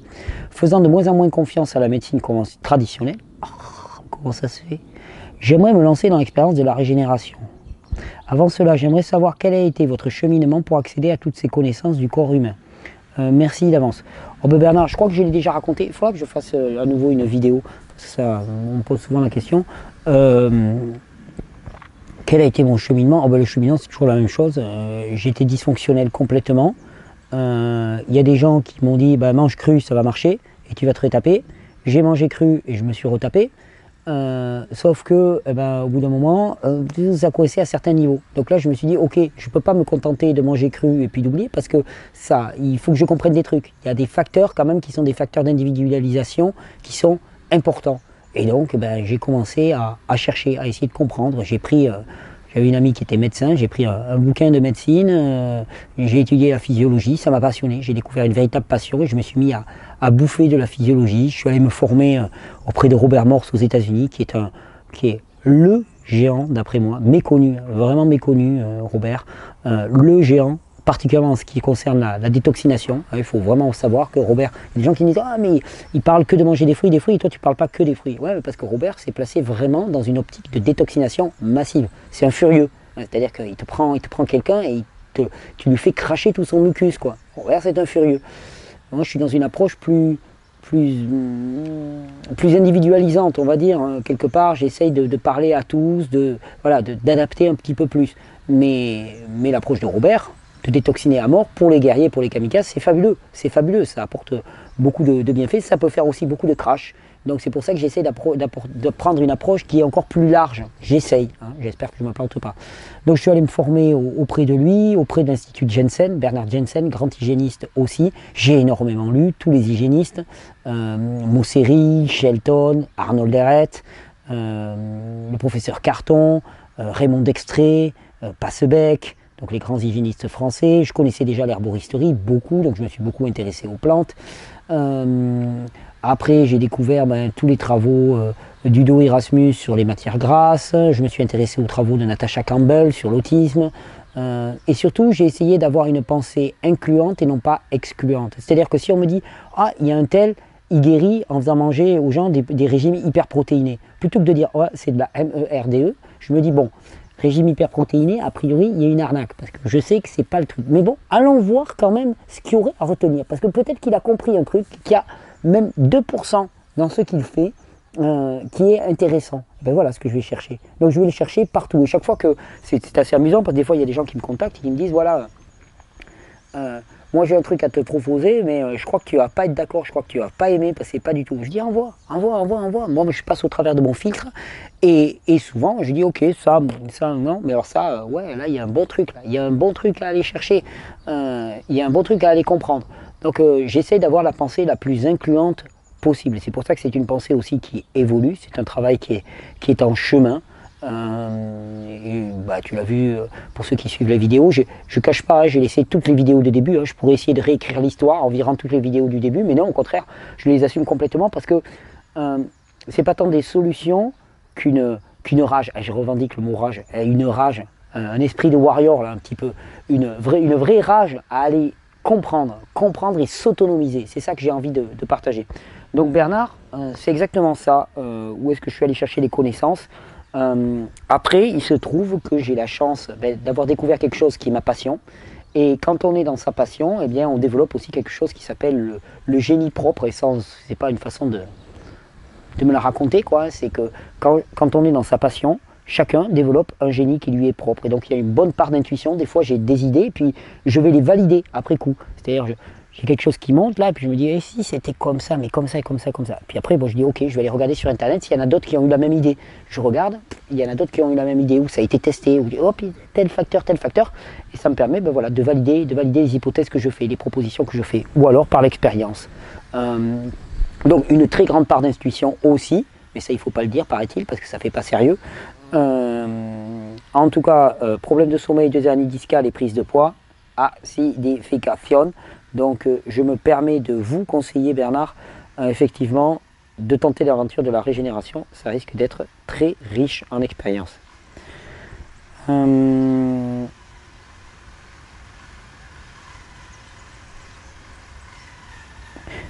Question de Charlotte d'Ardèche. Bonjour, je suis âgée de 30 ans, fumeuse, je souffre depuis maintenant 20 ans de la maladie de Verneuil. Cette maladie est très handicapante car douloureuse et affichante, où elle se voit. La maladie de Verneuil se manifeste par l'éruption de nombreux kystes inguinaux, mais également localisés au niveau du visage, du cou, du dos et des oreilles.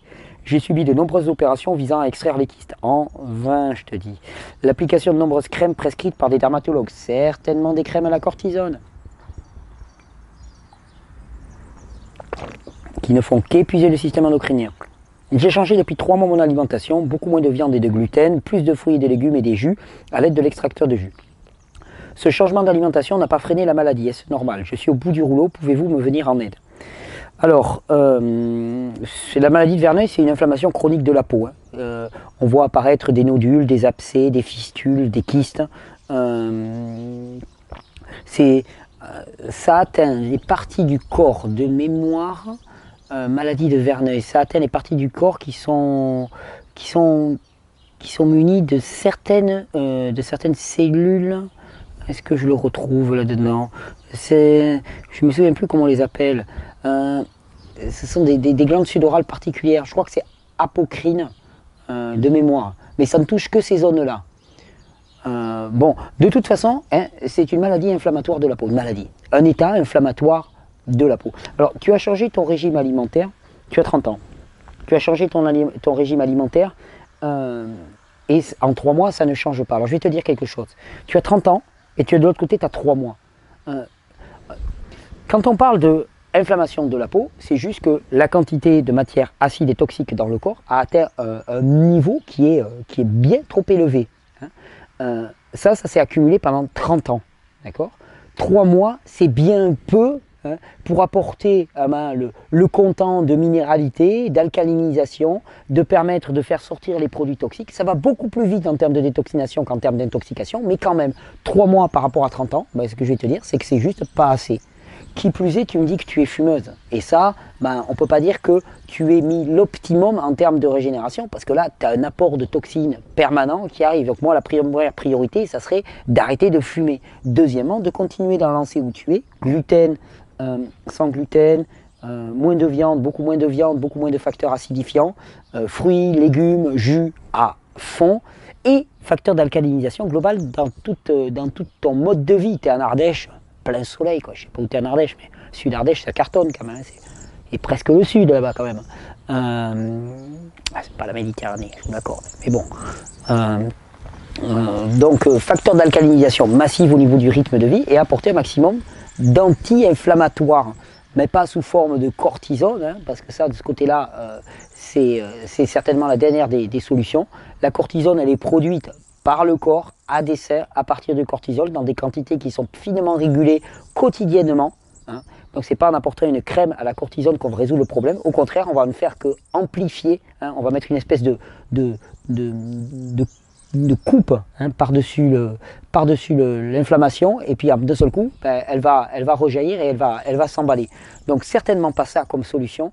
Les réponses que j'ai données pour Martine par rapport aux soins de la peau là précédemment, tu ne regardes pas toute la vidéo, tu peux regarder juste pour Martine, certainement sont une très bonne approche pour toi pour la maladie de Verneuil. J'irai très progressivement, j'irai pas trop fort sur les fruits pour éviter l'emballement des réactions, j'arrêterai de fumer et surtout je continuerai dans cette lancée parce que de toute façon, je veux dire, ça paraît facile de dire ça, mais il n'y a que quand tu auras diminué de façon drastique la quantité de produits toxiques et acides dans ton organisme que l'inflammation diminuera. Il n'y a rien de plus. Pour ça, les gens qui me disent « Ah mais ça fait 2-3 mois que je fais ça et ça ne marche pas ». Je dis, mais comment tu peux juger que ça ne marche pas? Qu'est-ce que tu en sais? Qu'est-ce que tu en sais qui se passe dans ton corps? t'en sais strictement rien. Je veux dire, c'est pour ça qu'il est important de comprendre les phénomènes. Il est important de comprendre les phénomènes, comme ça on ne se laisse pas leurrer. On sait très bien qu'il faut le temps que le déséquilibre, acidification, toxicité et désacidification, alcalinité se rétablissent à un niveau normal. Et à ce moment-là, on aura les bienfaits. Regarde, les facteurs d'acidification étant multiples dans la vie, moi je cite toujours mon exemple. Regarde, il y a 8 ans, j'étais un zombie. Okay. Je commençais à manger cru, j'ai remonté. Je commençais à bien me retaper. Bon, je suis parti de 30 kilos, hein, donc plume, même pas une plume, ou alors une plume qui a pris l'eau. Et puis je suis remonté jusqu'à peu près 50 kilos. Et puis là, patatras, accident. J'ai eu un gros problème, j'ai perdu mes dents. Opération chirurgicale très très lourde pour rétablir ma dentition, pour me mettre des implants partout, hein, donc beaucoup d'implants, des greffes et des choses comme ça. Pratiquement 1 an hein, à multiplier les opérations avec des fois des 5-6 heures sur la table d'opération, extrêmement douloureux. La dernière, quasiment, le stress était tant, la tension accumulée était telle que même les antidouleurs, hein, les anesthésiants ne fonctionnaient plus. Et donc ça a mis un coup et j'ai recommencé à perdre du poids. Stress majeur. Il m'a fallu presque 4 ans hein, pour récupérer de ce stress majeur. Récupérer à coup de jus, à coup d'alcalinité, à coup de... Bon, c'est vrai que rythme de sommeil, je ne respectais pas trop. Il m'a fallu 4 ans. Et en mai dernier, suite surtout, un bon protocole aussi, qui veut dire à visée anabolisante, et ben hop, mon poids, il a... Et on va dire, regardez les vidéos d'il y a 1 an, quoi. C'est un truc de fou, quoi. C'est un truc de fou. Il y a 1 an, bon, je sortais d'un jeûne en même temps. Hein. En mars, là, janvier-février, j'avais fait une cure de jus qui s'était terminée par un jeûne à l'eau. Et j'étais tombé vers les 40 kilos, donc très bas. Mais bon, j'ai préparé la remontée. Et en 1 an, j'ai pris, je faisais 40 kilos, je suis monté à 60 kilos. Poids de forme. Ça, c'est mon poids de forme, il ne bouge plus. C'était mon poids de forme quand je courais. Je suis super avec ça. J'ai retrouvé toute ma faculté. Quand je vais courir maintenant, mes cannes, elles répondent. Je peux monter. Je sens quand je suis dans de la pente, ça va. Quand je fais du trampoline, j'ai du poids et je peux pousser du poids. Tout va bien. Mon corps répond comme il le faut. Il est tonique comme je l'aime. Mais ça a décollé d'un seul coup. Pourquoi? Parce que j'avais capitalisé. J'avais capitalisé pendant tout ce temps-là, mais pendant qu'on capitalise, et ça ne se voit pas. Ça se voit quand on déborde. Donc c'est toujours pareil, je dis aux gens, mais ils me disent, mais quand est-ce qu'on va s'arrêter? Je te dirais, mais tu t'arrêteras pas et surtout, tant que tu ne débordes pas, ne t'arrête pas. Il nous est demandé de déborder, il ne nous est pas demandé de nous remplir, il nous est demandé de déborder. Mais pour déborder, il faut d'abord être rempli. C'est une chose qu'on ignore. C'est un peu comme les personnes qui commencent à se lancer dans la régénération, puis tout de suite, elles veulent se mettre à faire du sport, à se mettre à l'action, à faire des jus pour les gens, à aller convertir le monde entier et tout. Je leur dis, oh là là là, mais vous avez ça de réserve, juste ça de réserve. Attends, capitalise, attends de déborder. Parce que si tu commences à donner ton capital alors que tu n'as que ça, tu vas t'épuiser et tu vas retomber dans les chaussettes immédiatement. Par contre, tu remplis ton capital, tu remplis, et il y aura un moment où tu auras ton comptant, et là, le surplus, il va déborder. Et là, ça sera le temps de se mettre à l'action. Donc là, c'est la même chose, déborder d'alcalinité, déborder d'atoxicité, pour résoudre ce problème.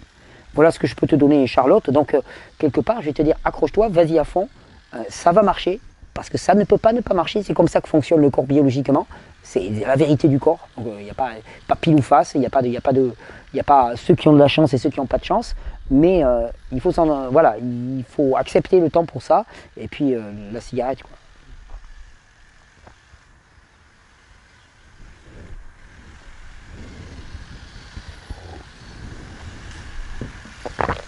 Question de Nadine, qui s'est effacée.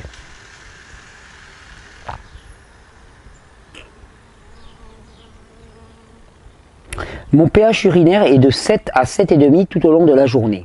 Or sur internet, je vois qu'il faut que le pH du premier pipi soit acide et que les autres dans la journée soient d'au moins 7. Est-ce que ça veut dire que je n'élimine pas? Je suis passé au cru 100% depuis 3 semaines grâce à tes vidéos et me porte énormément mieux par rapport à la fibromyalgie. Merci à toute l'équipe, super. Alors, le pipi, l'urine, il faudrait qu'elle soit toujours acide. Acide, ça commence à quoi? Ça commence à, allez, on va dire 7. Au-delà de 7, ça veut dire que ton urine n'élimine pas des produits acides. Et ça, c'est pas top. L'urine doit éliminer des produits acides en permanence. le matin particulièrement, c'est le moment de la plus grande élimination, mais aussi pendant toute la journée, avoir une urine légèrement acide. Alors légèrement acide, ça n'a pas besoin d'être très acide, hein. 7,1, 7,2, 7, c'est déjà suffisamment acide, mais avoir une urine légèrement acide pendant la journée, c'est ce qu'il faut. Avoir une urine qui est chargée de minéraux, ça veut simplement dire quoi? Ben, que tu ne peux pas utiliser les minéraux que tu absorbes. C'est-à-dire soit que tu en as trop par rapport à... Enfin, tu en as trop par rapport à ta capacité d'utilisation et d'absorption. Et donc, eh ben, il faut, la plupart du temps, si tu élimines beaucoup de minéraux, c'est que tes glandes surrénales, qui sont responsables de l'utilisation de la majorité des minéraux du corps, hein, grâce aux hormones stéroïdiques, aux corticostéroïdes, ben, que tes glandes surrénales sont fatiguées, tu es en fibromyalgie, donc fatigue chronique, fibromyalgie, inflammation chronique égale fatigue chronique. De toute façon, tout ce qui est chronique égale fatigue chronique. Parce qu'il n'y a rien de chronique dans le corps s'il n'y a pas un état de fatigue. Parce que s'il n'y a pas d'état de fatigue, il n'y a rien qui s'installe de manière chronique. Le corps réagit en permanence, fait des symptômes et élimine, expulse. Dès lors qu'on est dans une chronicité, on est dans un épuisement nerveux. On est dans un épuisement nerveux et endocrinien, puisque les deux vont de pair. Donc, le pH de ton urine devrait être légèrement acide, plus particulièrement le matin, mais toute la journée. Voilà. Donc booster l'élimination, ortie, persil, carottes, il y a des plantes médicinales chez ABC aussi. Et puis ça, prendre ça à longue échelle et puis balancer. Il en reste encore beaucoup. Alors, question de Daniel. Bonjour Thierry, bonjour Daniel, quand on utilise des produits congelés bruts, ont-ils perdu tout leur caractère vivant? Bon, le contenu vitaminique, minéral, micronutriments, il est présent. Par contre, il y a vraiment une déstructuration de la molécule d'eau. Alors, je ne suis pas du tout un spécialiste de ce domaine, mais je dirais que si on utilise des produits surgelés, il faudrait vraiment les utiliser comme un apport, un petit plus. Bon, le gars qui se fait un petit smoothie avec des bananes et puis qui met une poignée de myrtilles congelées pour se faire plaisir, aucune importance, vraiment aucune importance. En faire la base de son alimentation, je ne crois pas. Je ne crois pas parce qu'il y a vraiment une déstructuration de la molécule d'eau. Je ne pense pas que les micro-éléments soient utilisables de la même manière que quand ils sont frits. Je ne crois pas du tout. Voilà, mais là, ça demanderait à trouver des spécialistes.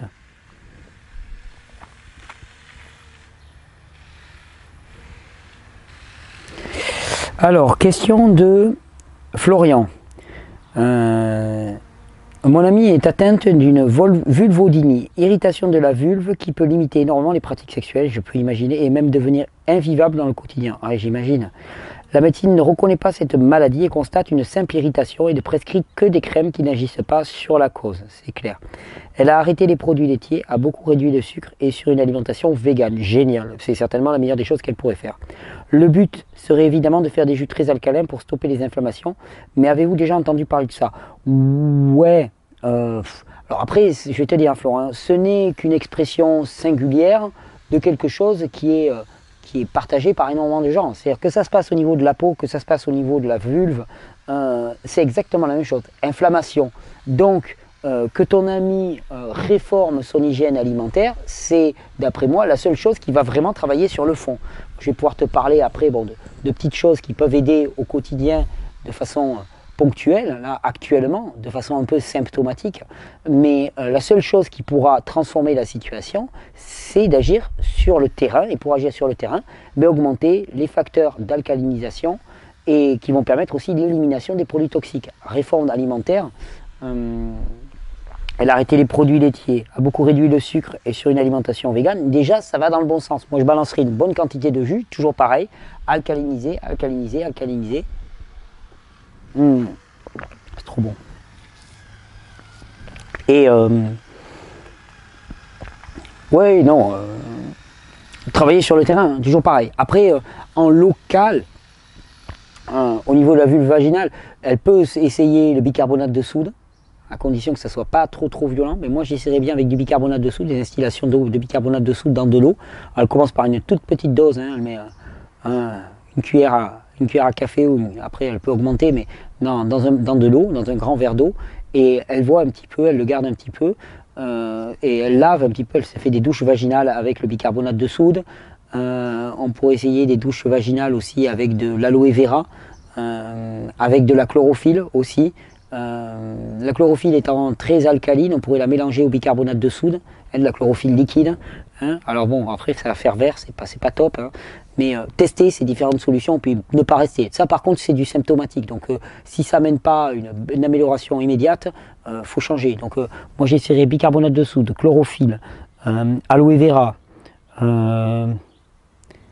ricin, pourquoi pas, ricin, huile de coco, instillation d'huile de coco au niveau de la vulve, l'huile de coco qu'elle pourrait garder en permanence. Moi je pense que ça pourrait être bien. L'huile de coco je le verrais bien comme un anti-inflammatoire, mais réforme globale du régime alimentaire. De toute façon ça elle n'en fera pas l'économie du tout.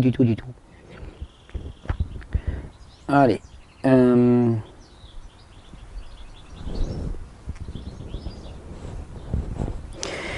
Question de...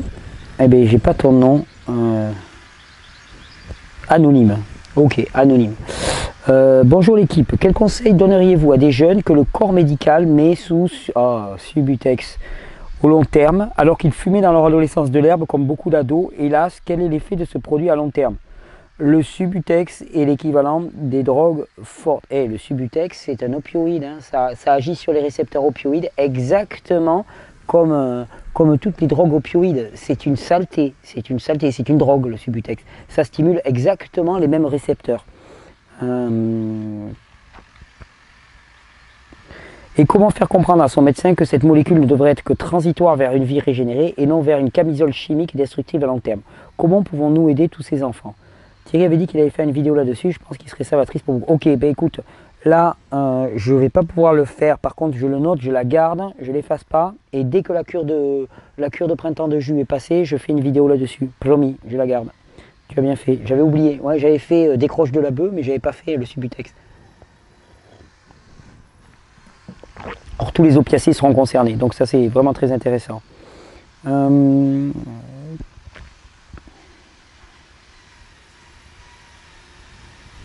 Ok, ça c'est pas pour moi.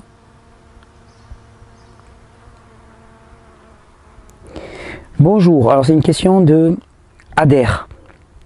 J'aimerais avoir les avis et solutions de Thierry contre la mononucléose. J'ai vu qu'elle était là à vie.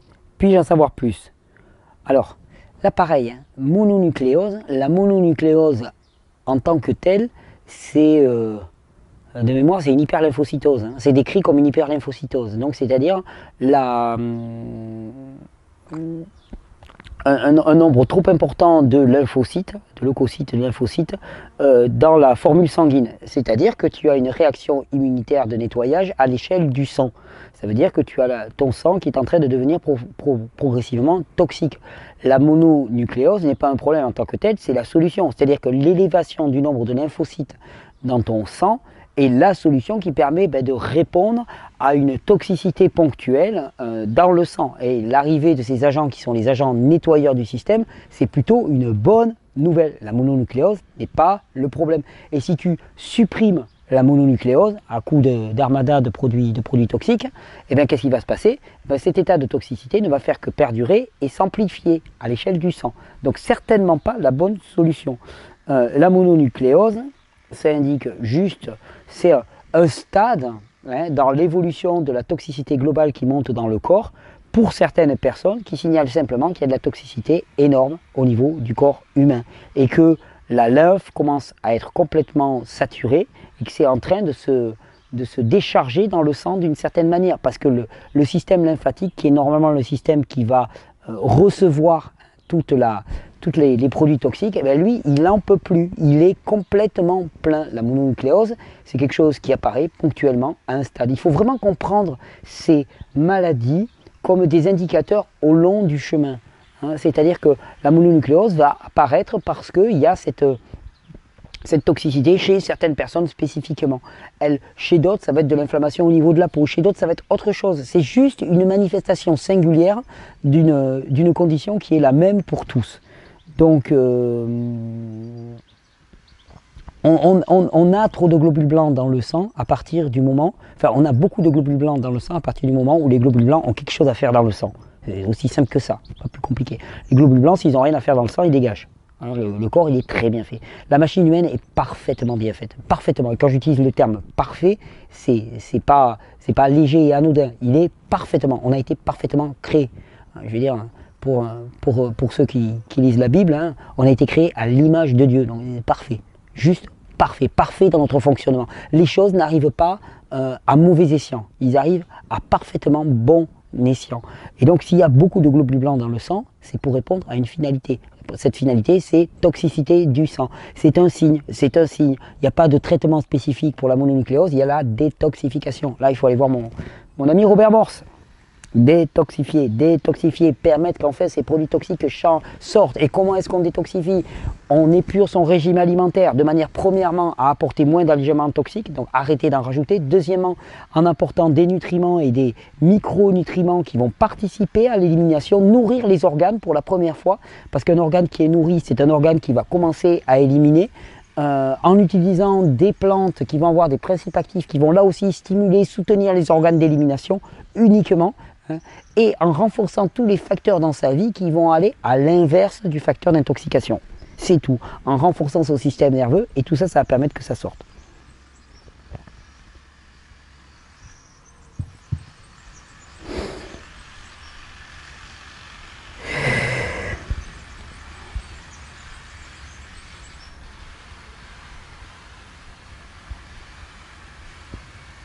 Ah ouais, tu me demandes l'anonymat. Alors, ça tombe bien, là, je l'ai vu, mais fais gaffe, hein, il ne faut pas me demander l'anonymat si c'est au beau milieu du mail. Là, je suis tombé, j'ai vu anonymat, donc ok. Donc, anonymat. Bonsoir, Eve, vous êtes mon dernier recours avant la prise de médicaments. S'il vous plaît, lisez mon mail jusqu'à la fin. Excusez-moi pour l'écriture, j'ai beaucoup de tocs. Pour écrire cela, ça me prend un temps fou et me stresse beaucoup. Ok. Serait-il bien que je fasse un jeûne? Et si oui, de combien de temps? Il faudrait savoir un petit peu. Ou bien le lavement est-il le mieux? J'ai fait 2 purges sans Pellegrino, laxatif, et une avec huile de ricin, 4 cuillères à soupe avalée. Irène Grosjean m'a prescrit une tisane avec sauge, anis vert, houblon, aquilé. Qu'en pensez-vous? De quoi? De la tisane d'Irène Grosjean. C'est une très bonne tisane éliminative. Je pense que Irène Grosjean sait très bien ce qu'elle fait. Elle a quand même une expérience que peu ont dans ce domaine-là. Donc, ouais, pas de souci. 1 demi-litre par jour. Mais en buvant tout ça avec la tisane précédente, mon urine était transparente. Voilà. J'ai pris du Pianto de octobre à janvier. Aussi, combien de fois par jour vous me le conseillez? Pianto, c'est quoi? C'est un truc fermenté? Je sais pas, je n'utilise pas ça. Si je fais le régime qu'elle a prescrit très strictement 1 semaine par mois comme une cure mensuelle, puis que le reste du temps c'est plus cool avec quelques légumes cuits vapeur, sarrasin, un peu de viande, ça serait utile ou bien la détox n'a pas le temps de démarrer? Ça dépend ce que tu as. Petite précision, au début du régime, le premier mois, j'avais beaucoup d'énergie. Mais moi, j'aimerais savoir ce que tu as. Alors, Irène Grosjean a presque un nouveau plan. Il y a quelques mois que je ne le fais pas. Lait de noix de cajou plus pruneau le matin, trop cher. Crudité plus jus lacto-fermenté, trop cher le jus le midi. Repas trop cher les fruits de mer. Trop cher quand je n'ai pas de revenus, car je ne peux pas travailler. J'ai un petit temps partiel, mais contrat intermittent, ok. Quasi pas de chômage, pas de location logement, pas de RSA, je vis en couple et mon copain, hein, ok. Ensuite, si détox, ouais.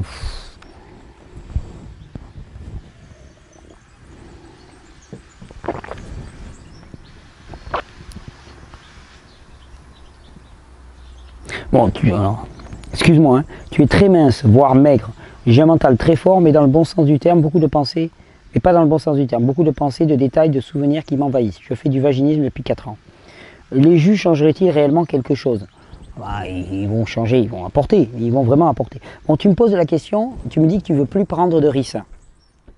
Je pense que, puisque tu me parles d'Irène Grosjean, je pense qu'elle avait vu juste. Enfin, je suis très présomptueux de ma part de dire que je pense qu'elle avait vu juste. Je pense qu'elle sait très bien ce qu'elle fait. Vu la structure de ton mail qui est assez décousue, si tu me permets cette appréciation, qui part dans tous les sens, dans lequel on sent beaucoup de peur, dans lequel finalement on voit plus des raisons de ne rien faire que des raisons de faire.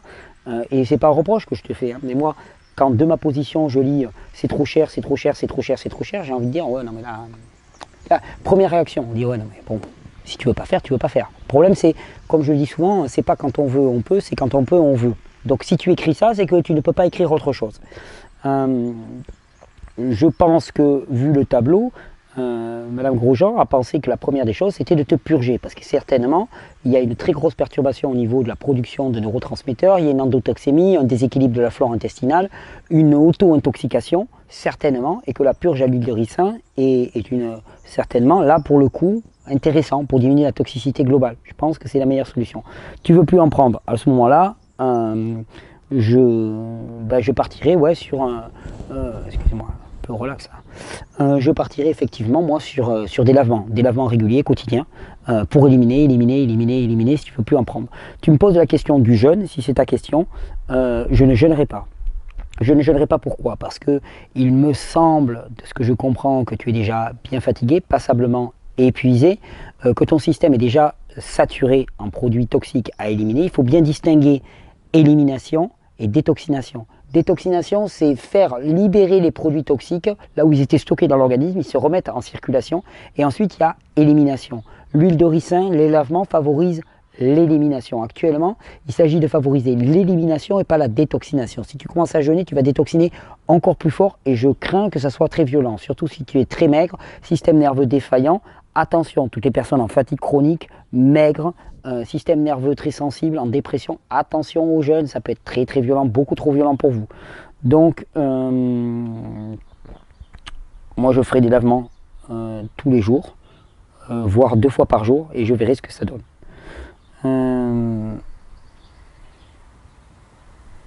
Alors tu me dis, pouvez-vous me conseiller ce que vous pensez me correspondre le mieux sans prendre en compte mon porte-monnaie pour que je sache moins vers quoi tendre lorsque je pourrais gagner un peu plus?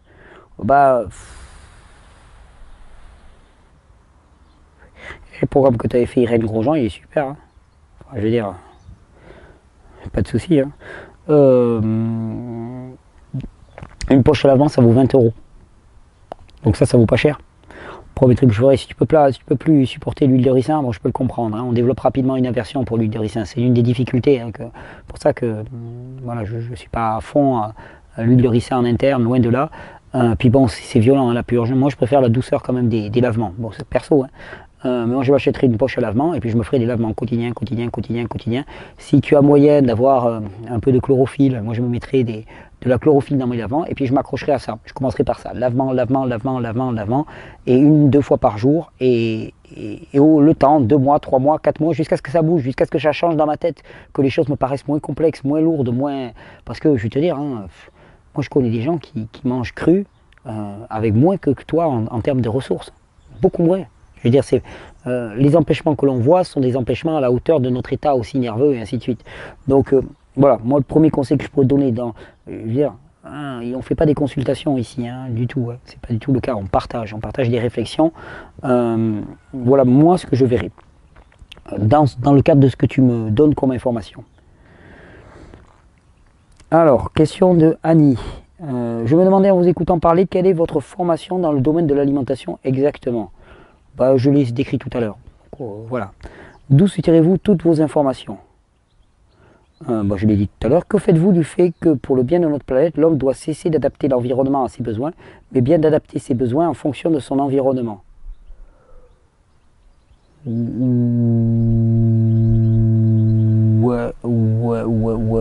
Que dites-vous des gens qui habitent des pays où les fruits et les légumes frais sont pratiquement absents et s'il n'y en a pas, ils sont tout simplement pas abordables? Grand Nord canadien, province comme au Québec où l'hiver est long et froid, milieu pauvre, hein.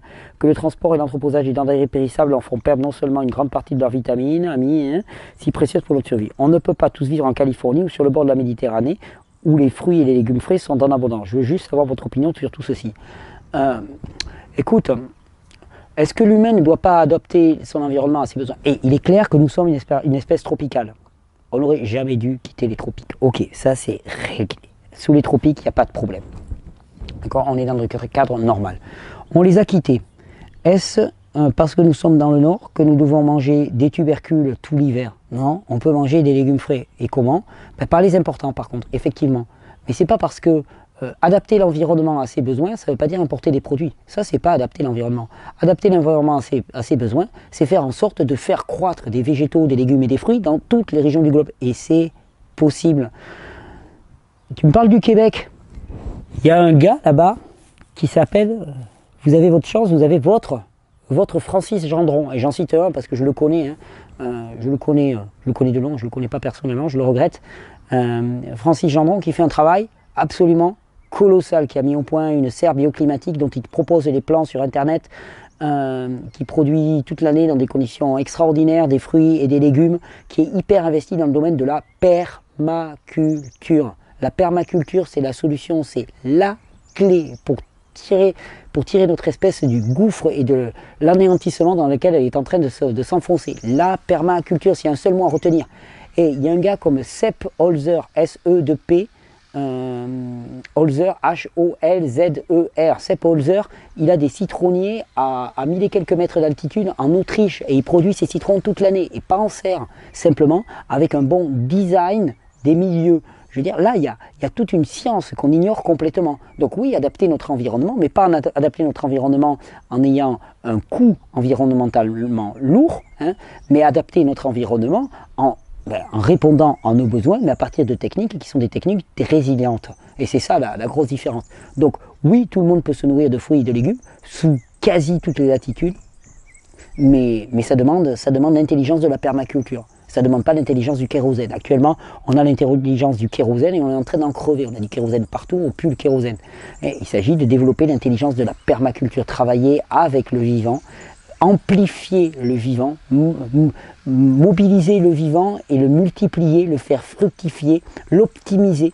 Optimiser les 3 rayons de soleil qu'on va avoir au Québec, dans le Grand Nord québécois, pour en faire pousser des tas de plantes, optimiser, multiplier, faire fructifier. Actuellement, nous sommes dispendieux au possible dans notre gestion des ressources. Il s'agit de faire fructifier, de multiplier, d'avoir une calorie en input, en intrant, et d'en avoir 10 à la sortie. Alors qu'actuellement, on a 10 calories sous forme de pétrole, sous forme d'énergie travail, et ainsi de suite. On en a 10 à l'entrée, on en a une à la sortie. C'est une gabegie. Nous sommes des piètres gestionnaires. Or, je te rappelle que l'humain a été placé sur cette terre pour être le jardinier de la création. Et on a été designé pour être des jardiniers, des gestionnaires. Et à la fin de notre vie, à la fin de notre existence, il nous est demandé des comptes par rapport à la façon dont nous avons géré ce qui nous avait été donné. C'est ça qui nous est demandé. Et pourquoi ça donne autant de joie de s'investir dans des techniques de régénération pour soi-même, pour la planète? Simplement parce qu'on est dans le programme qu'on a prévu pour nous. Nous sommes des jardiniers. On est né jardinier. On est né pour prendre soin. Alors on va dire, oui, non mais attends, ça place l'homme au-dessus de toutes les espèces. Eh bien oui. Force est de constater que l'homme est au-dessus. Au-dessus, ça ne veut pas dire qu'il est mieux, ça veut juste qu'il est dire au-dessus. En pratique, on voit, on peut asservir toutes les espèces. Donc, il s'agit, parce qu'on a cette position au-dessus, d'avoir une responsabilité encore supérieure. Et quand tu es parent, tu as une position au-dessus des enfants. Les enfants ne sont pas moins bien que toi, au contraire, souvent. Ils ne sont pas moins bien, ils ne sont pas moins valorisés. Ce n'est pas humiliant de dire, mais simplement, toi, tu as une position au-dessus. Mais cette position au-dessus, ce n'est pas une position de pouvoir, c'est une position de devoir. Tu es au service de tes enfants. Ta responsabilité, c'est de les éduquer, de respecter cette vie, non pas de la briser, de la casser, mais de la monter, de l'élever globalement. Et c'est ça notre responsabilité sur cette planète. C'est notre responsabilité d'abord pour notre corps, et une fois que c'est réglé pour notre corps, on n'en parle plus. Une fois que ça commence à déborder, et bien là, c'est pour tout l'environnement que c'est notre responsabilité. Et c'est ça la priorité des priorités, des priorités, des priorités. C'est pour ça que, pour moi, la solution ne tient pas à des solutions dans la diminution, elle tient dans... c'était cette question. Elle tient dans des solutions dans l'intelligence de la nature. Étudier les systèmes naturels, comme le propose mon ami Eric Escoffier. Franchement, il y a sa formation là qui commence dans quelques jours, mais sérieusement, quoi. Si vous avez 15 jours quoi, qui vont changer votre vie, à côté, moi ce que je propose, c'est rien, quoi. C'est vraiment rien. Lui, avec la permaculture, il y a tout. Il y a tout. Après, on décline à l'échelle du corps humain, on déclare où on veut, mais il y a tout. Mais vraiment, je veux dire, si vous voulez connaître la plus grande joie de votre existence, c'est assister à ce cours et après mettre en pratique. Passer à l'action. Passer à l'action, et d'ailleurs, on va prévoir des bons plans avec Eric à ce niveau-là. Mais pourquoi vous serez heureux et joyeux? Parce que vous rentrerez dans le plan qui est prévu pour vous, pour nous. Donc oui, des fruits et des légumes, on peut en faire pousser partout. Je vous dis, les Québécois, allez voir le site de Francis Gendron. je me souviens plus que mais vous tapez Francis Gendron, vous allez voir, il y en a d'autres qui interpellent. Vous en avez beaucoup au Québec, aux États-Unis, en France aussi, il y a énormément de gens qui œuvrent pour la régénération des sols. Il y a plusieurs associations en France de permaculture. Donc allez vous intéresser à cela et vous verrez que nos limitations ne sont que des limitations de nos croyances, sont des limitations intellectuelles. Et que la régénération, eh bien, elle touchera l'ensemble de notre environnement intérieur et extérieur où elle n'aura pas lieu. Et c'est ça la priorité des priorités. C'est à ce à quoi on s'attache avec cette vidéo. Donc on va s'arrêter là, parce que là maintenant ça va être un petit moment là qu'on y est. On commence la cure de jus demain. Quel jour on est là? Ouais, on commence la cure de jus demain. Bon, on est dimanche, on n'est pas en vérité demain, c'est après-demain, on va la commencer. On commence la cure de jus, une belle petite aventure. Et dès que la cure de jus sera terminée, eh qu'est-ce qu'on fait? On reprend, parce que des vidéos, il y en a à bloc, il y a la série avec Eric, il y a la vidéo sur le Subutex, j'ai beaucoup de vidéos qui attendent avec mon ami Jean-Philippe Carrère, j'ai des vidéos qui attendent avec mon ami Eric Viard, des recettes, hein, le tartare d'algues pour ceux qui attendent, tout ça c'est dans les cartons, ça attend. Mais si je mets une vidéo par jour, ça va faire trop, donc j'en mets une tous les 2 jours, mais en vérité j'en ai tellement à mettre. Et puis moi je prépare pour avril là, le sujet sur les enfants. Ça va mettre le temps, mais je suis en train de réunir vraiment les intervenants qu'il faut. Enfin, ça va être du gros, du costaud, je vous le promets, c'est un sujet que j'ai énormément à cœur. Et là, pour l'instant, pour le coup, on va vraiment régler son compte à cette question. Je vous remercie. Belle journée, belle régénération, belle aventure dans le vivant. Je suis très touché de tous vos retours. Je suis extrêmement enthousiaste à voir qu'il y a autant de personnes assez folles pour partir à contre-courant et oser trancher leur choix, oser appuyer leur choix, faire des réformes radicales dans leur mode de vie qui s'étendent bien au-delà de l'alimentation, bien au-delà de l'alimentation, pour aller vers un monde qui reflète notre nature réelle. Et bienvenue dans la réalité, c'est le thème de la semaine prochaine, la réalité de notre fonctionnement humain qui est un fonctionnement parfait. Bonne régénération et bonne semaine dans la réalité.